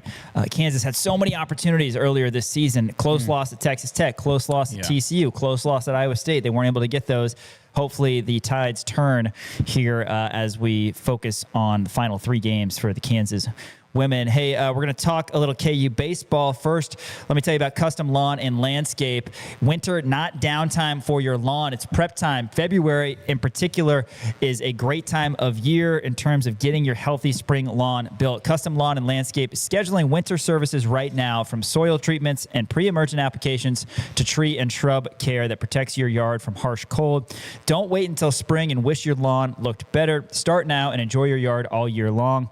Call Custom Lawn and Landscape or schedule online at customlawn.com. Custom Lawn and Landscape, better lawns start early. Our partners here at Kansas Nation. Dan, KU baseball, they are underway. Where do you want to start with this? Because the Hawks dropped the opener Friday night, and a bummer. We knew this is a good UTRGV team they are facing. And then Coach Fitz gets his 100th win at Kansas in game 2 of the series. Kansas, behind Mathis Nayrall, who threw 7 innings of 1-run ball, ended up picking up a 10-3 win. And then a back-and-forth affair yesterday, 8-7 victory to win the series. Good opening series for Kansas baseball. Yeah, a lot of good opening things, right? And UTRGV, they're a team who barely missed the NCAA tournament last year. This is a really good team who, like I said, they barely missed the tournament, and they brought back 10 guys. 8 of them were starters on the defensive side of on the defense for UTRGV, the Vaqueros, if you will. First game of the year. Now, there's some speculation because I didn't catch the first of the game. Either first or second pitch of the game, home run for KU. You felt good about that. I don't want to start off on a negative, but this needs to be said. Dom Begley did strike out 8, but was taken out after 3 innings after 5 runs were earned on him. Dom Begley, and again, you're just starting off. This is the first competition you're facing. It could be a little shaky at the beginning, but Dom needs to get back to dominant Begley, where he once was. And I think that he will, obviously. And, some other guys came in and, Cannon Carr pitched 3.2 scoreless innings.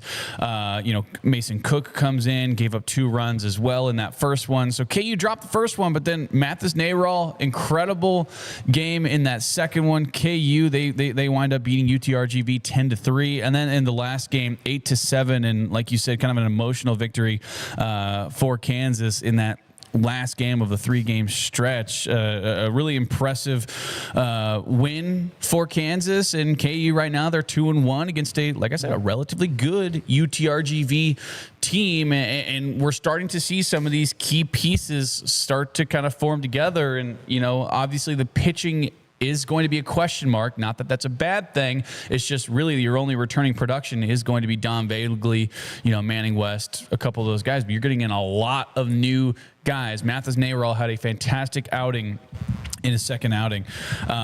So, again, a really good showing, I would say, going out of there, coming out of UTRGV. 2-1 is a good sign for this Kansas baseball program. Yeah, and let's focus a little bit on yesterday. UTRGV was down 4-1. KU had the lead, and then they got a 2-run homer that eventually tied the game at 4-4. Easton Mumaw hit it, and then the Vaqueros go up 6-4. KU trimmed the deficit to 1 run in the 5th. RBI single from Josh Dykoff. You're going to hear a lot from Josh Dykoff this year, Jordan Bach, Augusto Mungarieta as well. Kansas tied the game from a Cade Baldridge home run, 6-6 in the 6th. UTRGV would then hit a solo homer, and they would go up 7-6, but Kansas had the last laugh. They loaded the bases with nobody out. Brady Ballinger hit a sacrifice fly, and then Mungarieta drove in the go-ahead run on a sac fly. It was 8-7 through 7.5. Toby Scheidt pitched the 8th inning for Kansas, stranded a runner on 3rd with a strikeout to end the inning, and then Caleb Deere navigated his way through the bottom of the 9th, ending the game with a strikeout and giving KU the series victory. So that was great. Not surprising. Coach Fitz giving a lot of credit to UTRGV, and man, what a great challenge to start the season. Kansas, who has a 12-day road trip, they're going to next be in action Wednesday against Lamar. Then they've got a 3-game weekend series against McNeese State. So KU baseball kind of staying in the warmer weather states. After that, KU goes to US Bank Stadium in Minneapolis. A lot of good memories from their trip to the Twin Cities last year. A 4-game set against Minnesota, who I'm sure wants to completely wipe away the 29-1 loss in particular that they had to Kansas last year. And then KU baseball back at Hoagland Ballpark. The students showed out so well last year. Thursday through Sunday, a 4-game series against St. Thomas, March 5th through 8th. So if you aren't in Kansas City supporting the Kansas women at the Big 12 basketball tournament, then get over to Hoagland. Conference opener is Tuesday. Kind of interesting that Kansas has just a midweek affair against TCU. That's Tuesday, March 10th. And then the first conference series is in Lubbock to take on the Red Raiders March 13th through 15th. And then after overall, that, a great start for KU baseball. After the Red Raiders, you got 1 game at Hoagland against the Mizzou Tigers. Love beating them. March 17th, that's going to be a big-time game. That's going to be the technically 4th, but the second team that Kansas is going to face at Hoagland. Like you said, they open up at the Hog against St. Thomas with a 4-game stretch in early March. Then they go at TCU, at Texas Tech for 3 games, and then you get Mizzou March 17th. So be sure to get out for that game because that's going to be a lot of fun. And all of a sudden Kansas, they're right in the thick of it in Big 12 play. Minnesota is going to be a lot of fun. The Brady Ballinger Bowl, even though not the Brady, excuse me, Brady Council Bowl, even though he's not going to be playing in that one. But like you said, a lot of fun memories from last year as Kansas hit 5 back-to-back home runs in US Bank Stadium. Hopefully, the bats can continue to be hot. We know we have the offensive firepower to be able to do so with Brady Ballinger, Dariel Osorio. There's a lot of guys. Jordan Bach, you mentioned it. He had 3 singles in that one in the Sunday game against UTRGV. So you have the bats. You feel confident about it. The chemistry is going to continue to build, continue to grow. And we've heard from these guys talk about how there's so much turnover in college baseball, specifically with Kansas. They said that this might be their closest team yet. And it's, again, virtually a brand new team. The AP Top 25 men's basketball has come out. We were pre-recording the show. Should let you know Kansas is up 1 spot to 8th in the AP Top 25. Give you the top 10 really quick. Michigan number 1, Houston number 2, Duke is 3, Arizona 4, UConn 5, Iowa State 6, Purdue 7, Kansas 8, Nebraska 9, and Illinois 10. Other Big 12 teams, Texas Tech checks in at 13. BYU is 23. Tonight, Dan, Houston and Iowa State and Ames, number 2 versus number 6. Are you sticking with the prediction that you had earlier in the show that Iowa State knocks off the Cougars? I think I am. All right. I'm going to go ahead and stick with it. Give me the Cyclones. All right. Wait, did I say that? No, you didn't. You said Houston. I did. Give me Houston. He thinks I'm going Houston with my gets gut. it done. I know you were confused. I've never been wishy-washy. That's fair enough. Hey, that's going to do it for Rock Chalk Sports today. We'll be back on air tomorrow from 4 to 6. For Elijah Schmidt running the operations and Dan Courtwright, Sean Kellerman saying, we'll see you then. KansasNation.com, ESPN, Kansas City. What's up, everybody? Dan Peterson. Everybody go check out KansasNation.com. Together, we're elevating our potential, our pride, our traditions, and our dreams. Together, we're opening up a whole new world of possibilities. Elevate your University of Kansas experience with Jayhawk checking from Central Bank. Central Bank and KU, elevating together. Better water now, pay later? What's not to love? Hey, it's Bob with Culligan Water. And for a limited time, we're offering no payments and no interest for 6 months on the water you and your family deserve. Our state-of-the-art residential equipment creates water that's purified, soft, and delicious. Contact us today for details and schedule your free consultation online at CulliganKansasCity.com. Culligan, it's water you love. We have a great selection of vehicles here. What's the best fit for you?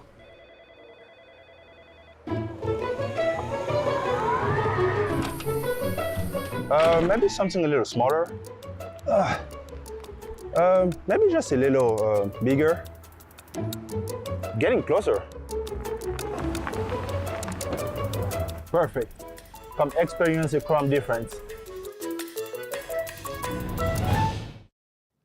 Haney and the Hawks is presented by Jefferson's with 2 Lawrence locations. Home of the best wings in town, 21 signature sauces. You got to check them out. But if wings aren't your thing, how about a burger? They hand patty their certified Angus beef every single day. Also hand bread their tenders. They make their ranch in-house. There is truly something for everybody at Jefferson's. Go see my buddy Brandon Graham and the entire crew at Jefferson's, either on Mass or Wakarusa in Lawrence, Kansas.